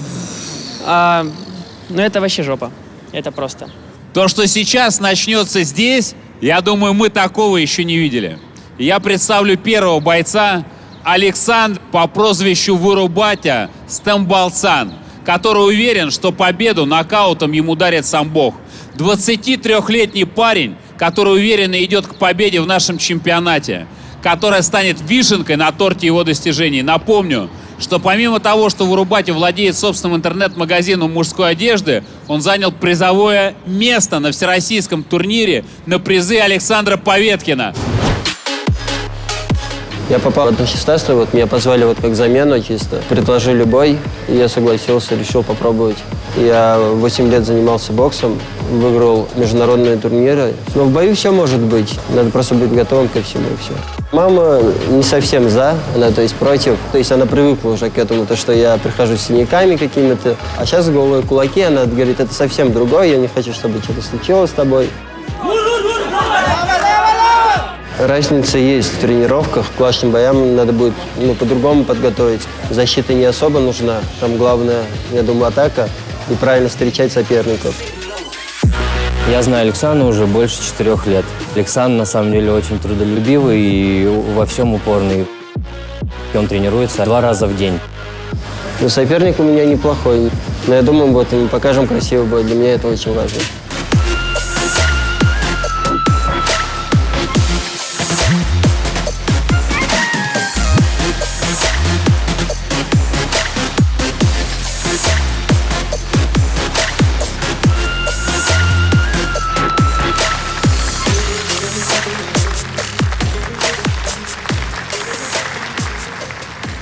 Как-то хочется по-особенному этот бой представить, потому что Александра Стамбальцана, я помню, он выиграл тогда таксиста. Эмиль очень уверенно дерется. Короче, просто это 2 сумасшедших бойца, очень техничных и очень взрывных.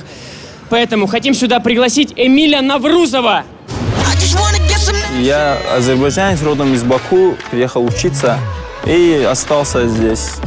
Карате занимался, а потом начал заниматься боксом. 12 лет. Неофициальный мастер спорта по боксу, потому что не являюсь гражданином Российской Федерации и не присваивают меня. Раньше в ночных клубах стоял в охране, сейчас в ресторане в охране. По характеру воин, боец.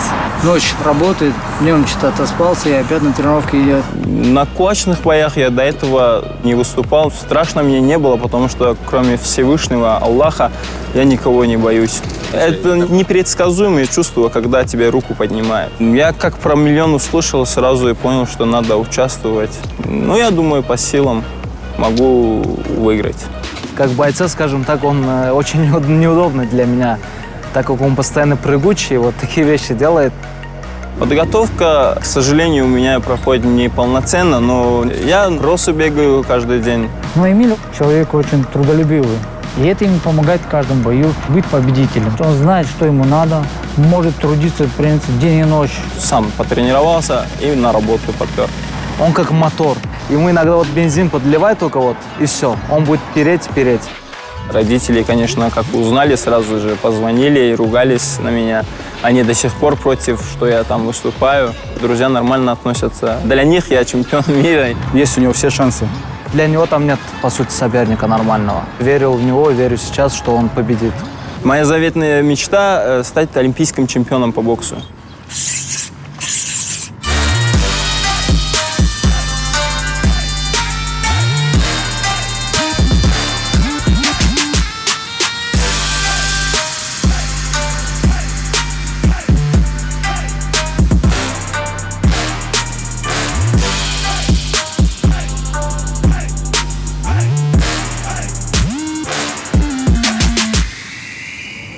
Рефери в октагоне Александр Сидорин. Парни, правила знаем, не нарушаем. Слушаем внимательно моей команды.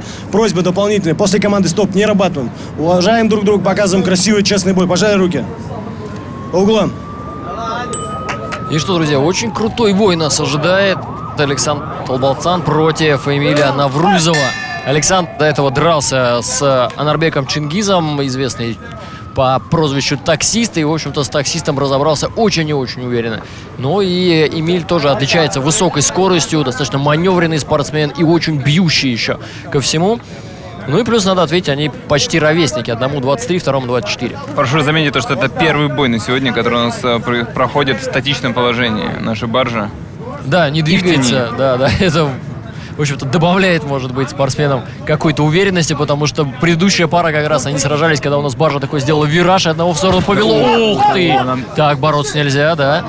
Сразу поднимаются оба в стойку, и тут один, по-моему, приземлился даже вот в этот мат ограждающий.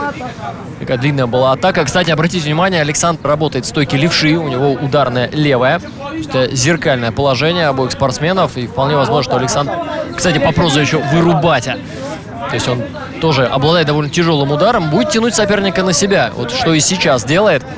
У него длиннее руки, и он сейчас этим пользуется. Ну и обычно левша, когда сражается, он такой выступает чаще всего вот в работе вторым номером, вытягивает соперника для того, чтобы вот так вот встречать, как сейчас пытался сделать это Александр. Эмиль поддавливает, просто спокойно поддавливает, особо не торопится. И опасный левый боковой, но мимо цели еще один. И тянет соперника теперь уже на себя, в свою очередь, Наврузов. Такое ощущение, что Эмиль готовит свою атаку, выцеливает как раз, промеривает сейчас дистанции джебом. Вошел и зацепил сразу, да, правый боковой. Да, это нокдаун, но видно, что не очень потрясен Александр. Просто дикая поддержка у Эмиля. И такой же абсолютно дикий взгляд, кстати, друзья, обратите внимание. Но, кстати, надо отметить, что... Показывает на плечи. Да, ну, вызывает на себя, да, конечно же. И осталось 10 секунд. Александр, кстати, он занимал призовые места на всероссийском турнире на призы Александра Поветкина. Это говорит о том, что у него очень неплохой уровень любительского бокса. Первый раунд закончен. У нас появляются катманы. Здесь, в общем-то, все обошлось без рассечений. И только лишь одно неприятное попадание было по Александру.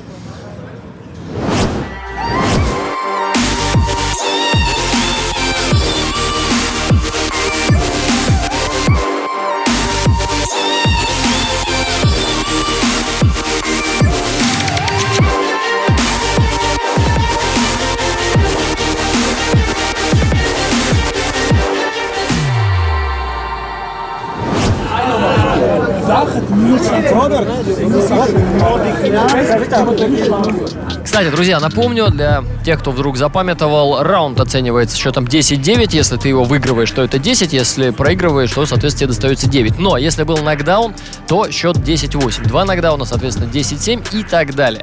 То есть сейчас есть преимущество довольно большое у Эмиля Наврузова ввиду того, что Александра Столбацана он отправил в нокдаун. Так что сейчас должна работать дополнительная мотивация забирать и пробивать, собственно говоря.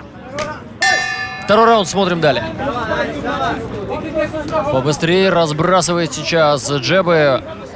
Опять готовит тоже левый. Ну, каждый из них готовит удар сильнейшей рукой. Опять тянет на себя Эмиль соперника. Но пока темп не очень высокий. Очень много осторожности, очень много обоюдного уважения здесь.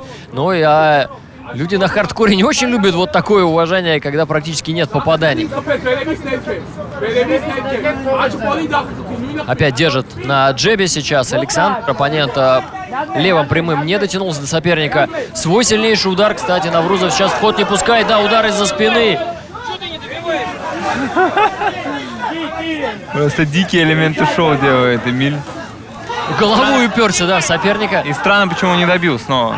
Снова слишком много уважения на хардкоре. Да, и здесь надо еще отметить, что есть опасения такие, да, нарваться на встречный удар. Увлекся, вот эмоции включились. Так, судья у нас лучше не спорить. Ой, не судья. Ну, рефери, да? Рефери лучше не спорить, потому что он может дать фору каждому тут. Да, Сидорин, в общем-то, да, серьезный боец тоже, надо отметить. Вот, провалил очень неплохо сейчас Александр. Да, и есть попадание в исполнении Эмиля. Клинч, но ничем серьезным клинч не закончился. Нет, здесь по воздуху и бросается вперед сейчас. Нет, это не нокдаун, конечно же, да. Предупреждение получает Александр. за то, что очень низко опустил. Кстати, голову. Низко опускать голову тоже по правилам хардкор запрещено. Вот, И Барджа у нас отплывает прямо да, сейчас. начала движение, но парни на ногах остались. Давливает. Ну, большие паузы, очень большие паузы. Ребята, где же та самая драка, которую здесь все от вас ожидали? И здесь, да, у сетки сейчас где... Поджал. Все, да, стоп, ребята, надо передохнуть. Я думаю, второй раунд тоже за Эмилем. Он был активнее, но очень мало ударов, надо отметить. Да, парень слишком осторожничает.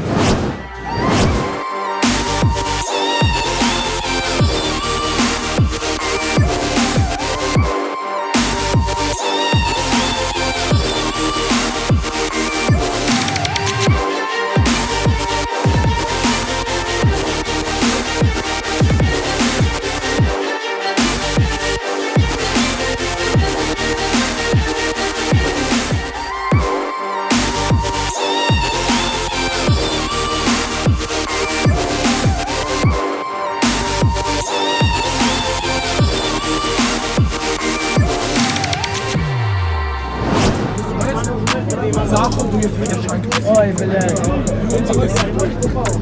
Тебе просто забрать третий раунд, Эмиль, спокойно. Если хочешь, можешь закончить бой. Да. Он садится уже, он садится.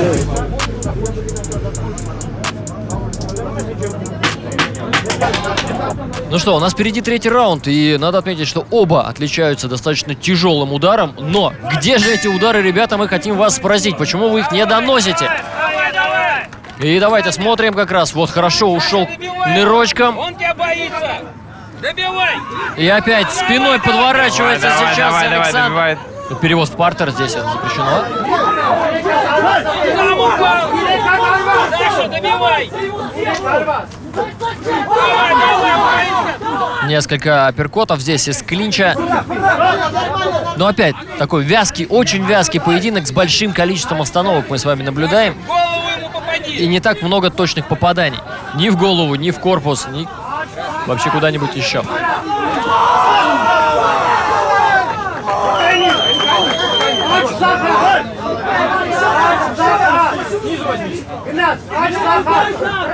Но опять мимо цели. Вот такое ощущение, что в принципе-то по дистанции все хорошо. Но почему-то Александр не дотягивает своими попаданиями до соперника.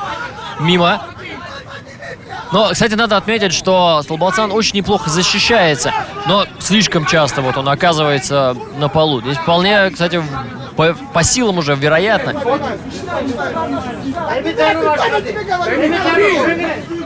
И вот опять, ну сам прям падает. Он сам падает, да.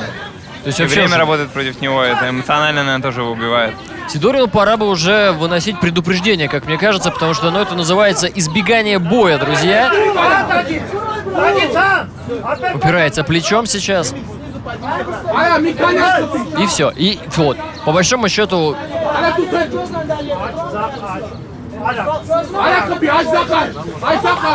Но слишком медленная атака. Ну и видите, да, в очередной раз Александр отворачивается, подставляет спину. Напомню, друзья, по правилам хардкора четко написано, можете прочитать, поворачиваться спиной сопернику просто запрещено. И он...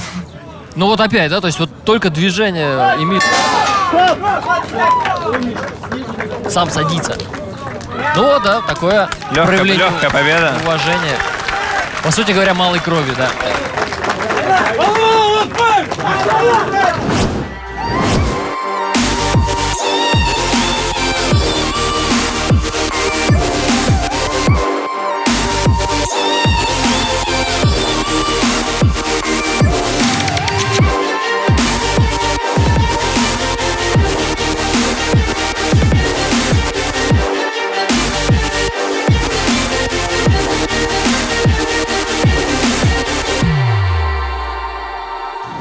Ну что ж, готовимся услышать судейский вердикт. Но я думаю, что здесь особых сюрпризов не будет. В этом бою единогласным решением судей побеждает Эмиль. Да, в общем-то, вполне заслуженная победа Эмиля Наврузов.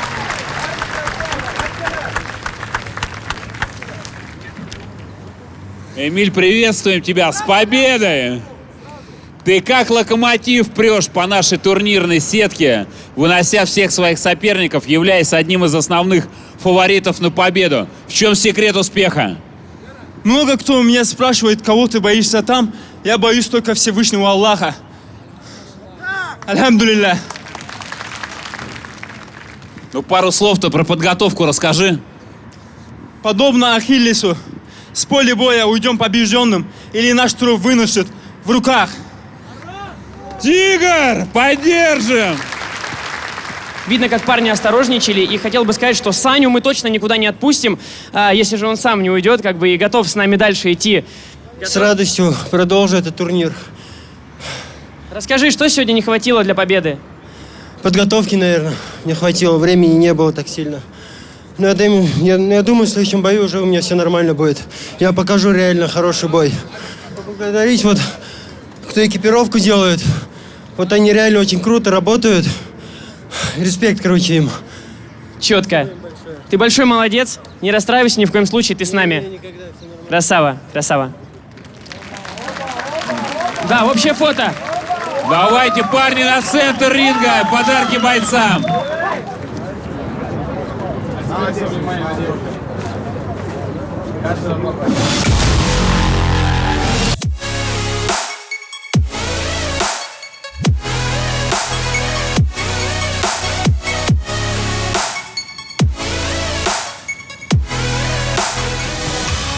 А мы приглашаем следующих бойцов в октагон. Из-за прохождения в 1/4 прямо сейчас поборется Грачик Кобра Саакян, которого считают самым спокойным и адекватным бойцом нашей лиги. А он тем временем вызывает на бой моряка и смеется над тем, как делят его призовой миллион. Сильное заявление Кобра подтверждает сильными кулаками и, не оглядываясь, несется на соперника в рукопашную. Встречаем Грачик Кобра Саакян. Здравствуйте, меня зовут Грачик Саакян, и я представляю город Калуга. Детство у меня было в Республике Беларусь, деревня Заречье. Потом мы переехали сюда. Ну что, ребят, вот в этом доме по улице Глаголева я жил. Ну, как и у всех, само собой, все это было. Драки, улица, толпа на толпу и все остальное. Здесь даже мне вот в этом примерно месте бутылку об голову разбили в свое время. Жили впятером. Я, мама и 3 сестры. Никогда мне не запрещали заниматься единоборствами, не говорили, что это плохо. Сын в детстве увлекался этим спортом. В садике его вообще дети шуткой называли Маугли. Он везде лазил, везде висел. Я никогда не была такой мамой, которая боится, ой-ой-ой, упадет и все такое. Но спорт – это большая часть, наверное, моей жизни. Почему на голых кулаках? Не вижу разницы, на самом деле. Зрелище, жесткость. Всегда есть шанс победить одним ударом. Здесь напряжение, эмоции на высоте вообще. Самый мой любимый удар – лоу-кик в голову. Ладно, нет, на самом деле я люблю бить в печень. Грачика я знаю относительно давно, плюс-минус около 20 лет. Если коротко его охарактеризовать, как его прозвали «интеллигентный Кобра». Это часть моего прошлого службы, так скажем. Служил в спецподразделении, был позывной «Кобра». Были падения, проигрывали и носы ломали нам. Сжимаем зубами капу и идем дальше. Очень целеустремленный, видит цель, идет к ней. Препятствий не видит. Я думаю, что он одержит победу. Я люблю кататься на мотоцикле. Это уединяет меня как бы самим собой. Кобра через 2 года. Это боец, которого будут знать многие в мире. Успехов ему, удачи. Победа останется за мной в любом случае.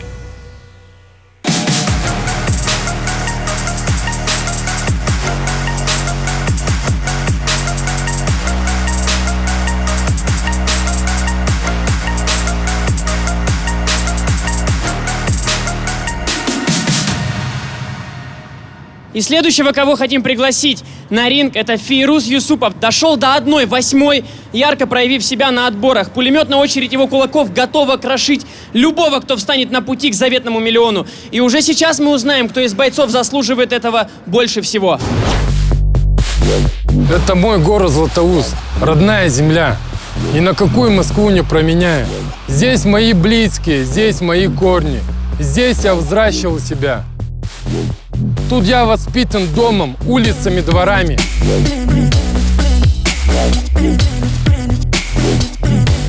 Если будет необходимо, готов идти до конца.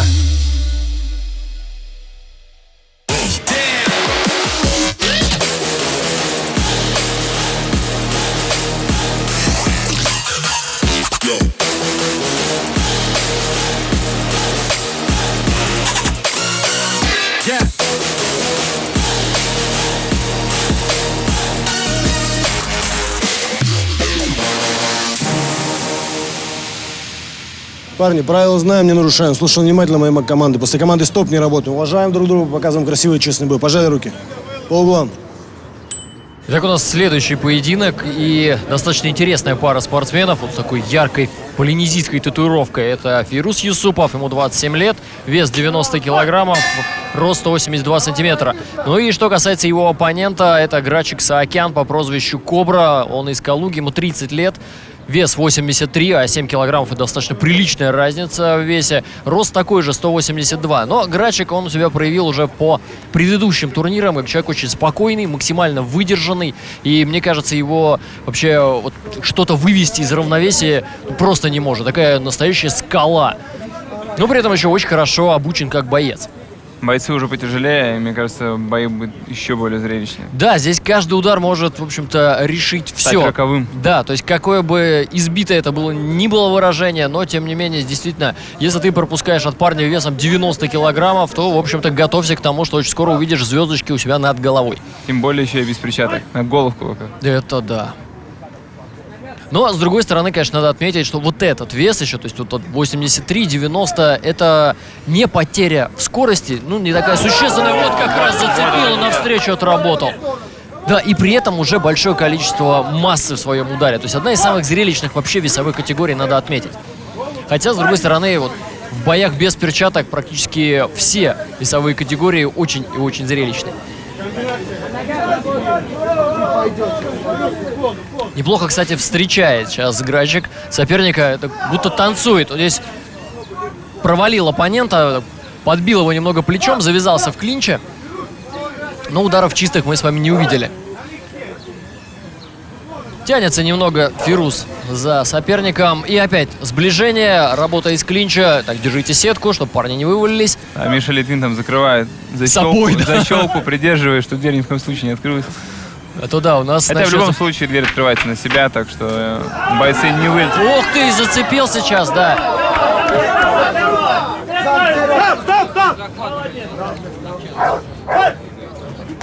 И опять встречает. И неплохой очень первый раунд. Хорошие размены были, но в целом, в общем, достаточно уважительно оба спортсмена друг к другу относятся.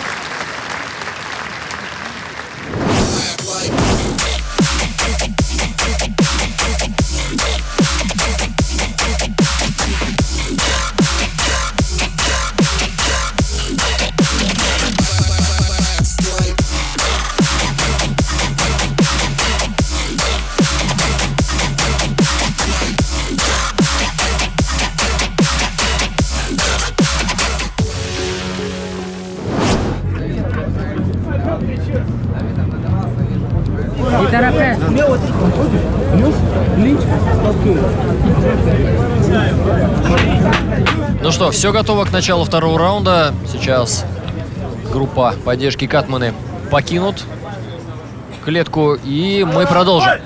Поехали! Опять с дистанции старается действовать Саакян. Ну вот и видим сейчас, кстати, уже, вот, вроде мы сказали, что не так много пропустил, а оказалось, что пропущенные удары были серьезные. Вот, видим, есть повреждения у него на лбу и вокруг правого глаза. Под правым глазом. Так, опять клинч, но здесь, да, из клинча не старается работать Фирус. Просто дожидается момента, когда рефери их разведет по сторонам. И опять сейчас поддавил очень неплохо. Кстати, достаточно... Уверенно действует.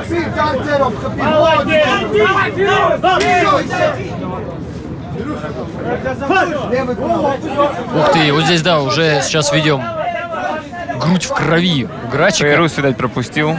Да, сейчас он как раз к нам спиной, не получается рассмотреть, есть ли там где-то повреждение. Ну, как только развернется, Я мы вам думаю, сразу повреждение скажем. точно есть, потому что грудь у Саакяна уже в крови. Ну и у Фируза, конечно, такая не очень замысловатая тактика, но очень действенная. Он сближается с соперником, сталкивает его Уже в и клинч. плечо в крови, смотри. Ух ты, да. Из носа. Нос очень серьезно разбит у Фируза как раз. И оттуда... Да, зацепил неплохо по корпусу, перевел на голову.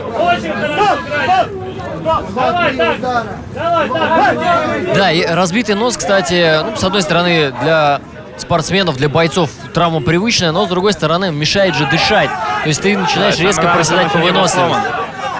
Да, потому что сломанный нос тоже, это еще хуже для выносливости. Выцеливает. Вообще сломанные сейчас. конечности... Не прибавляет. Да. Это очень плохо для выносливости. Кровь льется ручьем. Опасное сближение, головой вперед. Но теперь Грачик, в свою очередь, подталкивает соперника. Классная акустика, мы как раз под мостом проезжаем сейчас.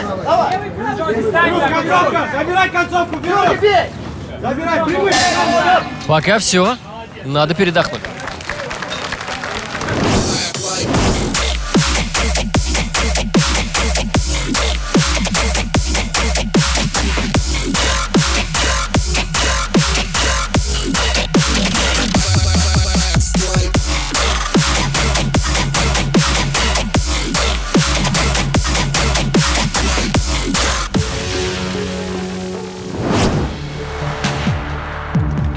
Ну, естественно, сейчас основная задача у катманов в углу Фируза Юсупова — это немного облегчить ему вот это кровотечение, может быть, там затампонировать как-то, ну, чтобы, собственно говоря, оно не мешало спортсмену. Как обычно останавливают кровь из носа? Расскажи. Придавливают. То есть у катманов не так много в целом инструментов, да, то есть есть такая так называемая гемостатическая губка, но это в случае рассечений. Есть адреналин, то есть ты проливаешь, и они, соответственно, спазмируются. Либо просто придавить и холод. То есть, по сути говоря, чем интересны именно бои, в том числе бои без перчаток, тем, что это настоящий олдскул. То есть у тебя нет каких-то возможностей там шить, да, ты же не будешь это делать за минуту перерыва. То есть, в общем-то... А за 2 минуты можно было бы успеть зашить что-то, да? Нет смысла шить, потому что шов следующий же попаданием он просто разорвется, то есть будет еще хуже. То есть шьют уже после.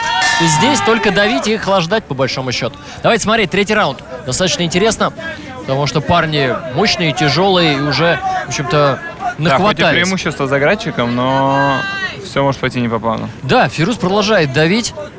И, как видим, хорошо поработали, его кровотечение особо не беспокоит. Ну, в общем-то, какая-то кровь, конечно же, сочится еще, но не так сильно. Но, с другой стороны, Грачику и нужно бить в нос, то есть, чтобы эту травму усугублять. Это все-таки профессиональный спорт. То есть, хардкор говорит о том, что это все-таки профессиональная лига боев без перчаток. Поэтому здесь никто соперника жалеть не будет. Но если только на твое усмотрение, это будет там джентльменство. Хорошо поднырнул, завязался в клинче. Видно, что Грачик уже не торопится. Уверенно бьет на размерной дистанции, уверенно. Он сейчас ждал, прям было видно, он ждал момента, когда Фирус пойдет вперед. Хорошо! Рядом с нашей позицией. Сейчас была эта атака в исполнении Юсупова.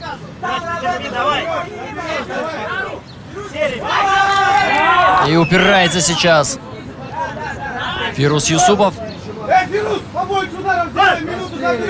Да, вот кричат как раз Фирузу, побольше ударов, минуту заберет. Ну, кстати, надо отметить, что устали оба. И у Грачика силы начинают заканчиваться, у Фируза тоже хороший был размен. Вызывает Грачик соперника на себя.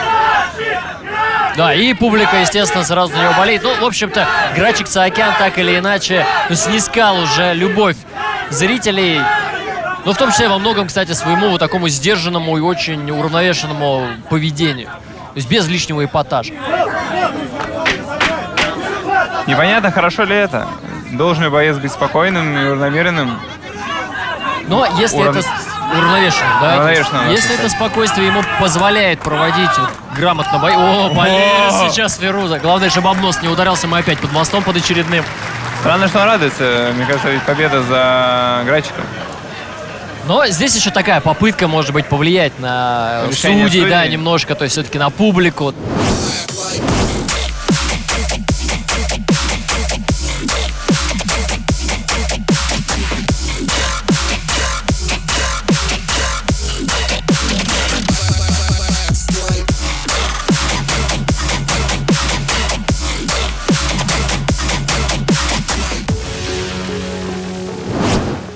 То, насколько разбито лицо после боя у соперников, Вообще имеет не ли какое-то решает. решение? Ну, то есть, я не знаю, то есть это просто показатель пропущенных ударов, но если ты, ну, понятное дело, да, то есть там 90 пропустил, 99 нанес, ну, в общем, ты, скорее всего, выиграешь. Ну, то есть считается количество эффективных ударов, агрессия, считается контроль клетки, считается навыки твои в защите. Все это в совокупности судьи определяют, кто был лучше.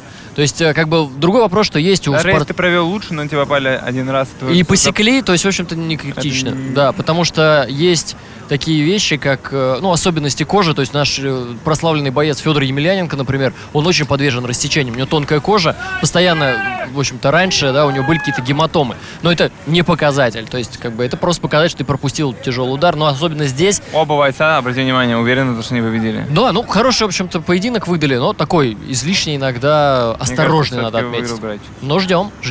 Мы, в общем-то, в любом случае можем только предполагать, а результат знают только судьи. У нас есть победитель. Раздельным решением судей. Судья номер 1. 30-29. Грачик.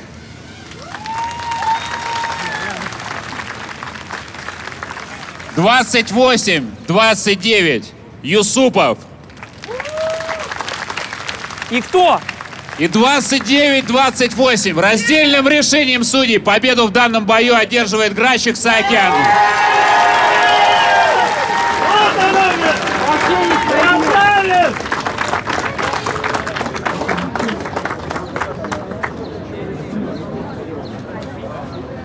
Грачик, поздравляю тебя со столь непростой победой. По всем прогнозам ты считался ярким фаворитом этого боя.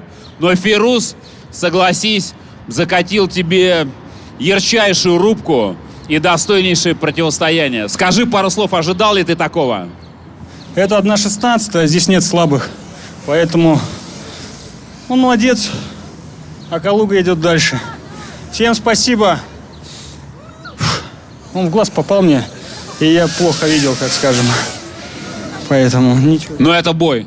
Это бой. И, слушай, вы все всегда достаточно грамотно относитесь ко всем издержкам боев, ну и не списываете никогда свои победы или неудачи на какие-то случайности. Мы гордимся вами за это. Спасибо еще раз с победой. Сопернику спасибо. Я, в принципе, предполагал, что так и будет. Такой бой, план был на тебя. Поэтому ты красавчик. Поздравляем. Поаплодируем бойцам, ребята. Я бы хотел сказать, что просто там не камень в чей-то огород, там зрительским своим взглядом я думал, что победил Фирус, честно.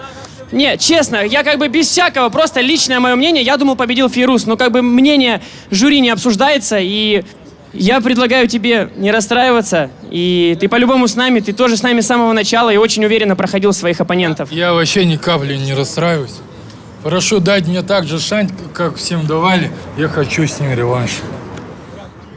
Не, ну это к Толяну. Это там Толя за эти моменты все. Мы всем вам предоставим шанс, вам всем оставаться в лиге хардкор, биться в одних весовых категориях. И кто знает, чем завершится ваш бой в поединке за чемпионский пояс. Тебе спасибо огромное. Ты красавчик.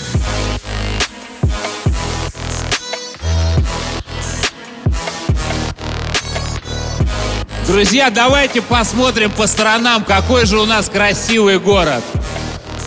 Я, кстати, первый раз плыву на корабле по Москва-реке. Ни разу в жизни этого не делал.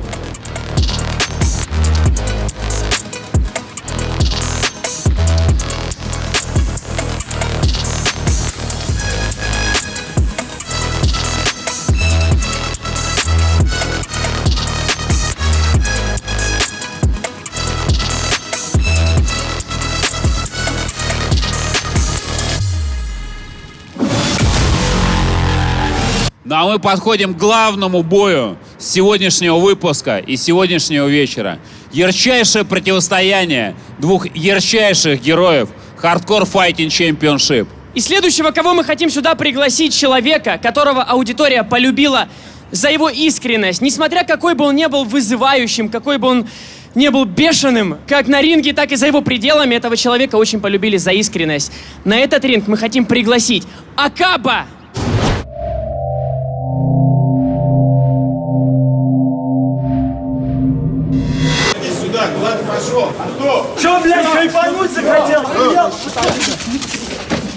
Да мне похуй.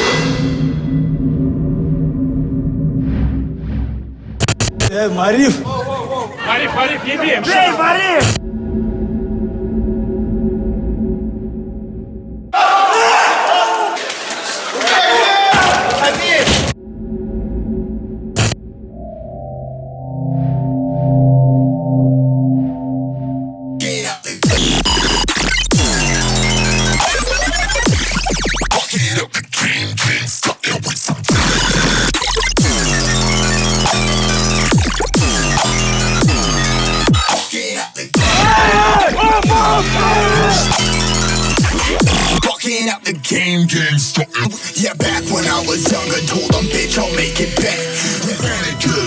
И в эту клетку я бы хотел пригласить следующего бойца, который по праву может считаться самым задиристым пацаном на районе, потому что посчитать, кого он вызвал на бой, не хватит пальцев на руках и ногах. Тимур Архангел Никулин готов разорвать даже Конора Макгрегора. И кто знает, может когда-то это действительно случится, потому что Тимур устал много говорить, и теперь все, что требует, сообщают его кулаки. Он идет на серии из ярчайших уверенных побед. Будет ли голова Артура следующим трофеем Архангела? Скоро узнаем. Встречаем. Никулин Тимур. Тимур появился в зале у нас год назад. Сказал, хочу боксировать, хочу быть чемпионом. Тимур боец по характеру, и жизнь боец. Положительный плюс – это очень хорошо выносливость. Он очень хорошо дышит, напористый. С Акабом буду рубиться, чтобы показать настоящее мясо. Все обычно от Акаба двигаются назад, работают вторым номером. Нет, мы решили работать первым номером. Акаб больше для меня просто вафелька новая. Я буду его просто уничтожать в ринге. Настоящий там мазафакер, грубо говоря, я. И я заберу этот пояс хардкор-файтинг, и никто меня не сможет остановить. Это совсем другой человек, который в зале у нас здесь, и который там трэш-ток запускает. Я буду просто разрывать в ринге и материть всех, кого считаю нужным. А в жизни я буду жать всем руку и делать только добро. Вся страна, все будут болеть за него, а я его выиграю. И потом, наконец-таки, люди поймут то, что я не просто говорю, я еще и делаю. А Архангел, по сути, это воин Божий. Я не буду бояться никого и ничего.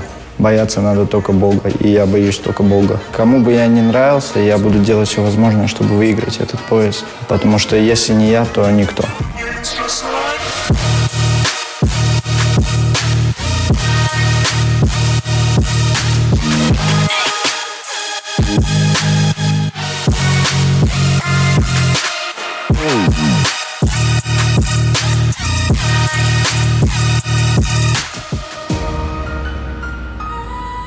Рефери в октагоне Дмитрий Валуевич.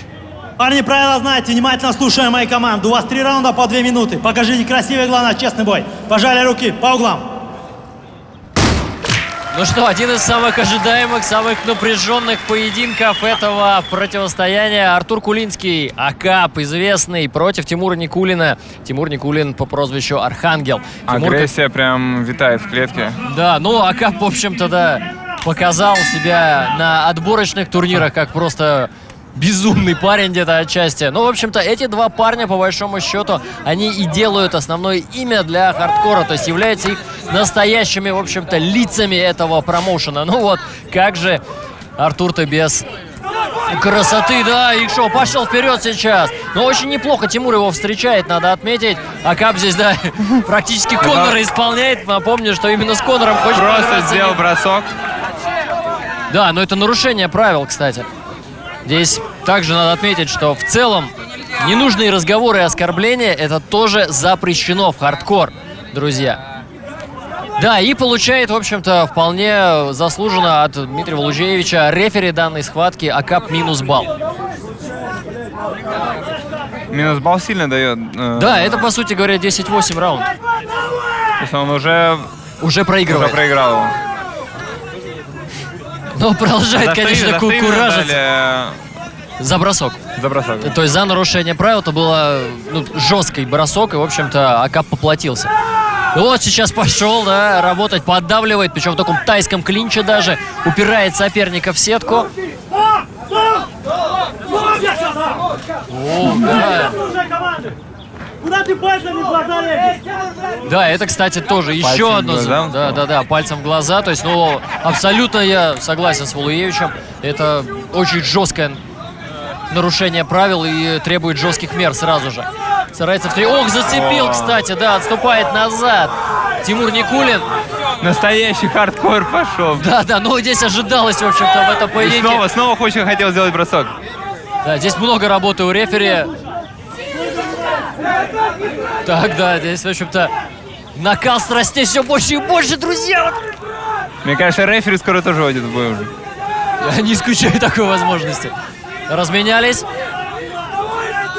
Да, открытой ладонью. Ну, вы все прекрасно видите сами, друзья. Здесь, в общем-то, надо отметить, да, как бы они ни были харизматичны, как бы не любила или не любила их публика, но нарушать правила нельзя. Нельзя бороться, нельзя тыкать сопернику в глаза, это вообще запрещено. И, естественно, открытой перчаткой тоже бить не стоит. Ну, открытой рукой, ладонью, здесь перчаток же нету. Ух ты, две сечки сразу, кстати. Вот так вот, хорошие попадания от Тимура Никулина. Но хотя приходится ему сложно, очень напряженный такой вязкий первый раунд. 10 секунд до его окончания, упирается головой сейчас Кулинский, он же Акап. И бэкфист, но мимо цели улетел прямо к нам сейчас. И все пока, да.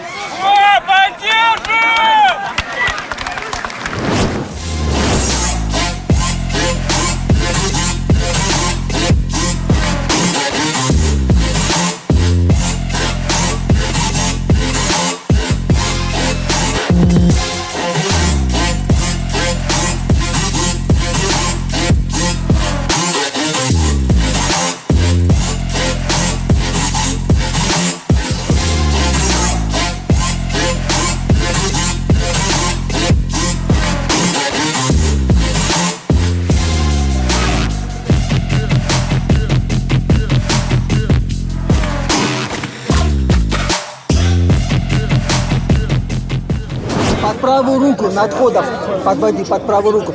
Джеб кидай, не сильно, просто для контроля своей дистанции. Джеб. Все, он уже устал. Джеб кидай для контроля дистанции. Артур, слышишь ты вообще, брат? Слышишь вообще, бро? Слышишь? Контроль. Ну, братский, не делай это, брат. Это будет бой, брат. Понимаешь? Молодое мясо, братан. Ким, не ведись, не злись, Ким, спокойно. Главное, на не злись. провокацию не ведись, оно тебе не нужно. Все готово ко второму раунду, давайте смотреть. Дальше бросается вперед, кстати, Тимур Никулин опасно пошел головой вперед и рванулся как Акап. Сейчас, да, в общем-то, все игры кончились точно. Кулинский обхватывает соперника и упирается предплечьем. Но, кстати, надо отметить, что все-таки Артур много нарушает Сечки не правила. удалось остановить, смотри, полностью заливает уже. Да, обработали, кстати, вазелином, чтобы кулаки соскальзывали, но это не очень помогло. Отступает назад. И, кстати, проваливает Тимур соперника. Артур периодически валится за своим ударом. Ну и, кстати, вот если вот такой спурт был стартовый, очень неплохой в исполнении Кулинского. О, боковой, хороший. Боковой хороший, попал. Бэкфист, ох, чуть сам не улетел к себе туда, за сетку. Опускает голову сейчас Кулинский. Боковой, и Архангел хорошо попадает. И видно, что резко просел физически Акап. Ну, конечно, он столько сил отдал. Работал минуту целую. Да, но он, мне кажется, очень зря бросился вот так на соперника. Вымахался, как говорят бойцы. Растратил все силы. Вот, сейчас, да, абсолютно верно.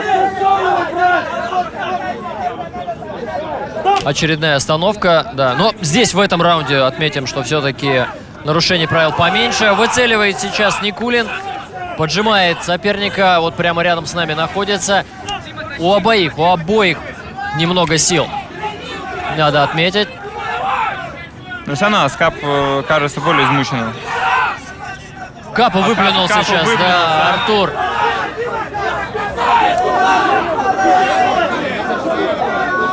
Снова получает замечание, такой даже выговор от Дмитрия Валучевича, от нашего рефери. Укусил ухо? Ух ты, да, по всей видимости, кстати. То есть вот мы увидели момент, когда выплюнул Капу. И он намеренно, да, получается, выплюнул Ну Капу? да, естественно, потому что в Капе ты не укусишь. Спрашивают, зачем, что ты делаешь, зачем ты кусаешь за ухо?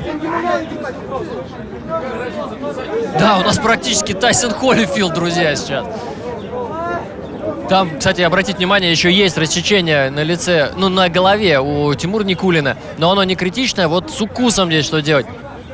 Ну и пока, да, вынужденная пауза, обрабатывают лицо и Акабу. Ну, здесь очень основные.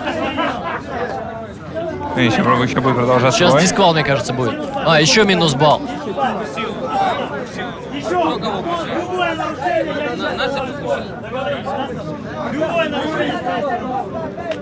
Если он голодный, дайте ему пожрать что-нибудь. Закончи бой чисто, я тебя прошу. Капу вернули. Если он голодный, дайте ему что-нибудь пожрать, выкрикивают из толпы. Ну давайте сделаем это после боя, а не во время. Смотрим далее. Второй раунд очень эмоциональный, да. 10 секунд как раз. Сейчас будет ли размен или нет? Нет, получилась пока борьба. Рефери просто не может остановить. Ну здесь, да, в общем-то, поэтому рефери тоже должен быть массивным человеком. Не чуждым единоборством. Все пока, да, ребята, выдохните. Сделайте небольшую паузу.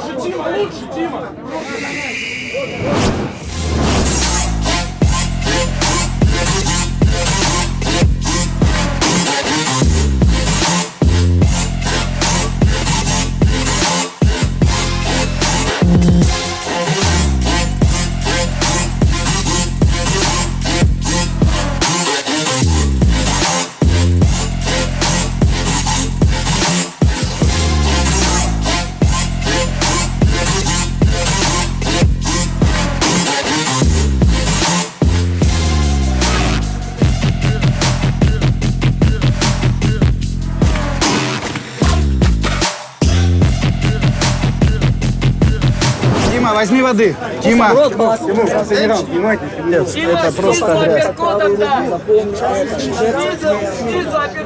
На, воду дайте. Да вот. Да вон воду дали.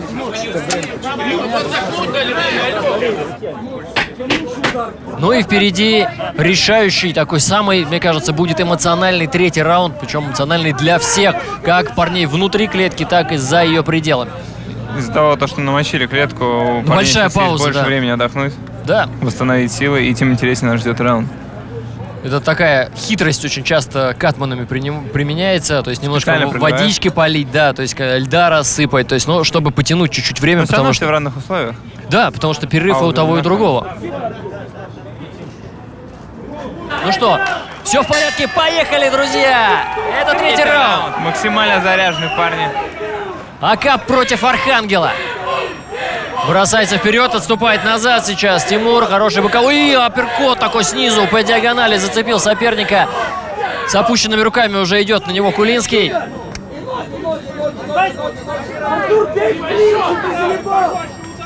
Бросается с левым боковым. И, кстати, по-моему, нос разбил сейчас этим попаданием. Тимур отталкивает назад Архангел соперника. И начал двигаться. Да, просто решил сейчас позащищаться. Очень неплохо встречает. Ну, на самом деле, так как два предупреждения.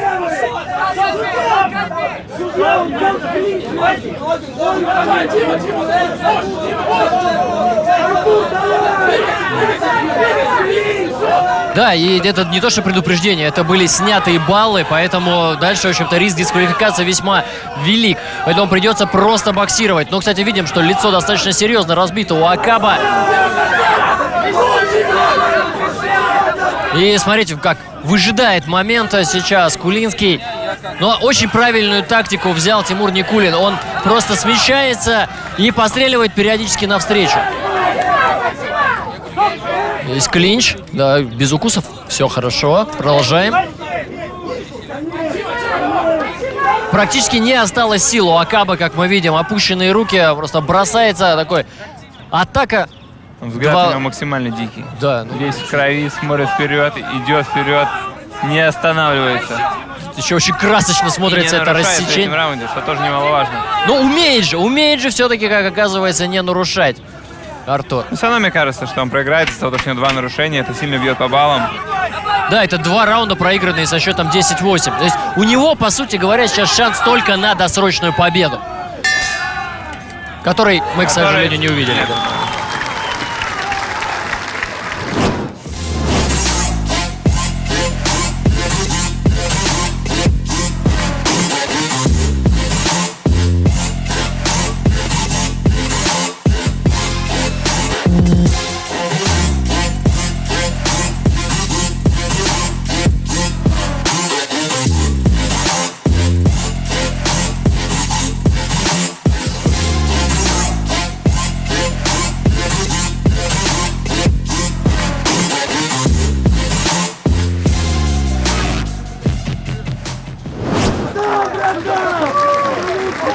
На характере, ребята, что за бой? Поддержим бойцов! Тимур, ты красавчик, Тимур, блин, красавчик. Все, красава, блядь, все раунды. Знаете, потому что просто тактически сделали.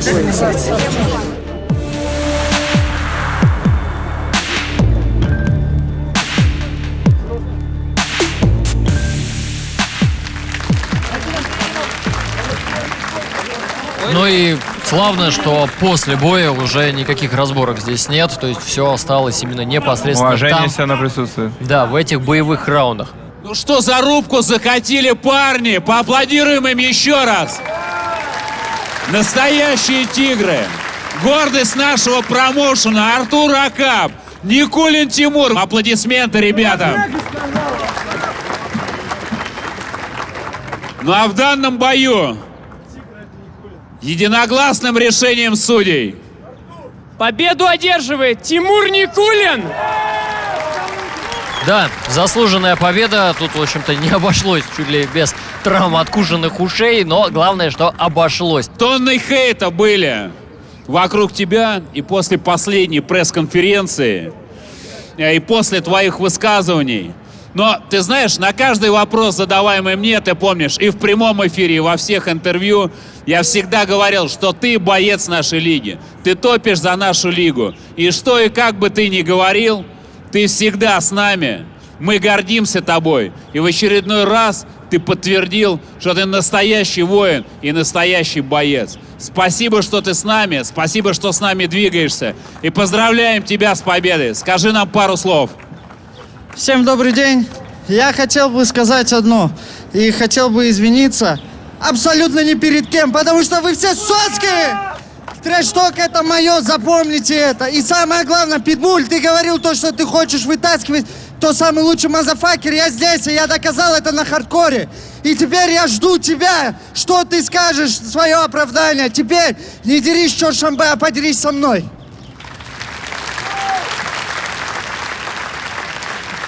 Хорошо, минуточку внимания, пожалуйста. Спасибо всем огромное за поддержку. Столько людей поддерживал, ответственность большая была. Я подвел. Поддержим Артура! И в заключение я скажу одно. Накажите кто-нибудь его. Это настоящий хардкор. И это настоящие бойцы Hardcore Fighting Championship, ребята. Красавцы! И как я сказал уже в 1:32, Литвин, готовь бабки. Красавчик!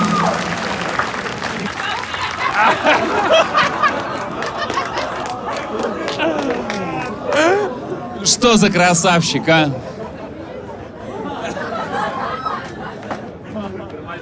Ярчайший бой, ярчайшее противостояние. И, конечно же, нам безумно важно услышать ваше мнение. Эд Германский, давай начнем с тебя. Как тебе бой? Ну, на самом деле, это тот бой, который одновременно вызывает восторг и дает расстройство из-за того, что была такая грязь. То есть парни закатили хорошее мясо, но вот этот вот бросок, вот этот вот укус за ухо, это было некрасиво, это было не спортивно. Я уже говорил свое мнение по этому поводу. Все знают, что я поддерживал Акаба после его первого боя, там впрягся за него. Но здесь я его осуждаю и поздравляю Тимура с победой, честной. Эд, согласен. Ты всегда даешь достаточно справедливую спортивную оценку именно происходящему. Мы к твоим словам со спортивной точки зрения полностью присоединяемся. Спасибо. Суба! Хороший, красивый бой. Зрелищно, много неспортивного поведения. Но правильное решение, что оставили обоих бойцов играть и драться дальше. Спасибо. Суба, скажи, пожалуйста, ты как неискушенный спортивный зритель, именно для этого мы зовем в шоу ребят таких, как ты, в жюри.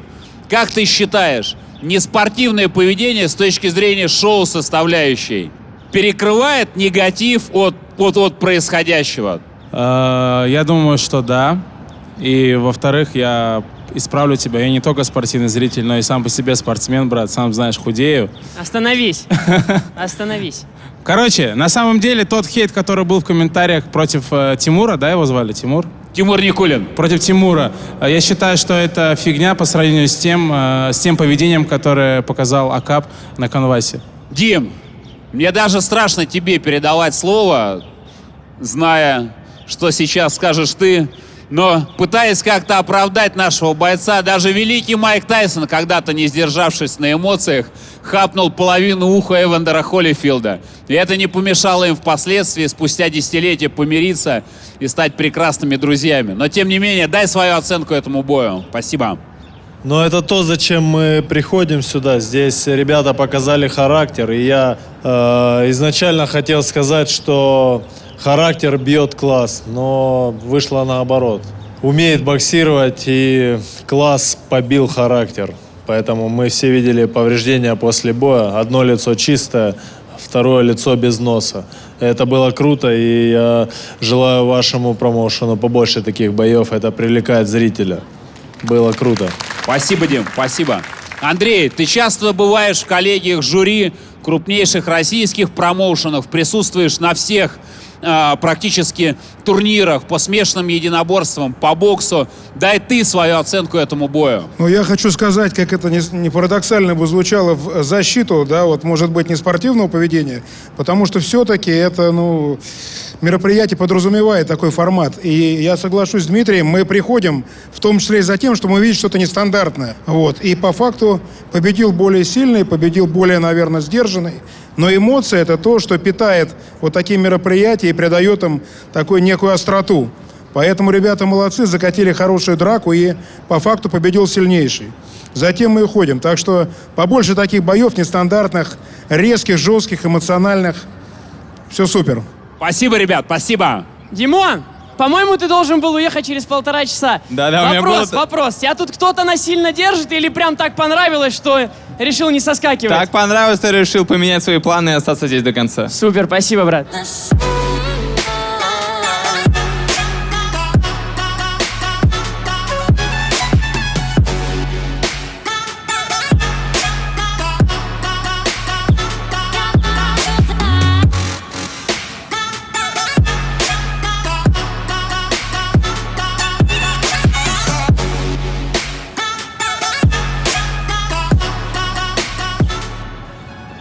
Ну что, ребята, спасибо, что посмотрели этот выпуск. Это был безумный день, это 1/8. И каждый бой сегодня был как на подбор. Не так ли, Анатолий? На самом деле, если серьезно, это был нереальный день. Низкий поклон нашим бойцам, вам, нашим зрителям, то, что смотрите нас, то, что остаетесь с нами, с хардкором. Мы уходим на часовой перемонтаж, мы все это снимаем в один день. И сейчас в ночной Москве мы будем снимать второй выпуск 1/8 финала Гран-при тяжеловесов. Ну и следующий супербой Макса Топора и Тора. Который вы увидите в следующем выпуске. Совершенно верно. Поэтому не переключайтесь. Ставим лайк. Пальцы вверх. Подписываемся на канал. Колокольчик. Да, ставьте палец вверх. Какой-то православный канал. Обязательно колокольчик, чтобы не пропускать ни одного выпуска. И оставайтесь с нами. Друзья, и, пожалуйста, не забывайте поддерживать наших спонсоров. Ведь без них это шоу было бы просто невозможно. Всем спасибо, а мы едем дальше.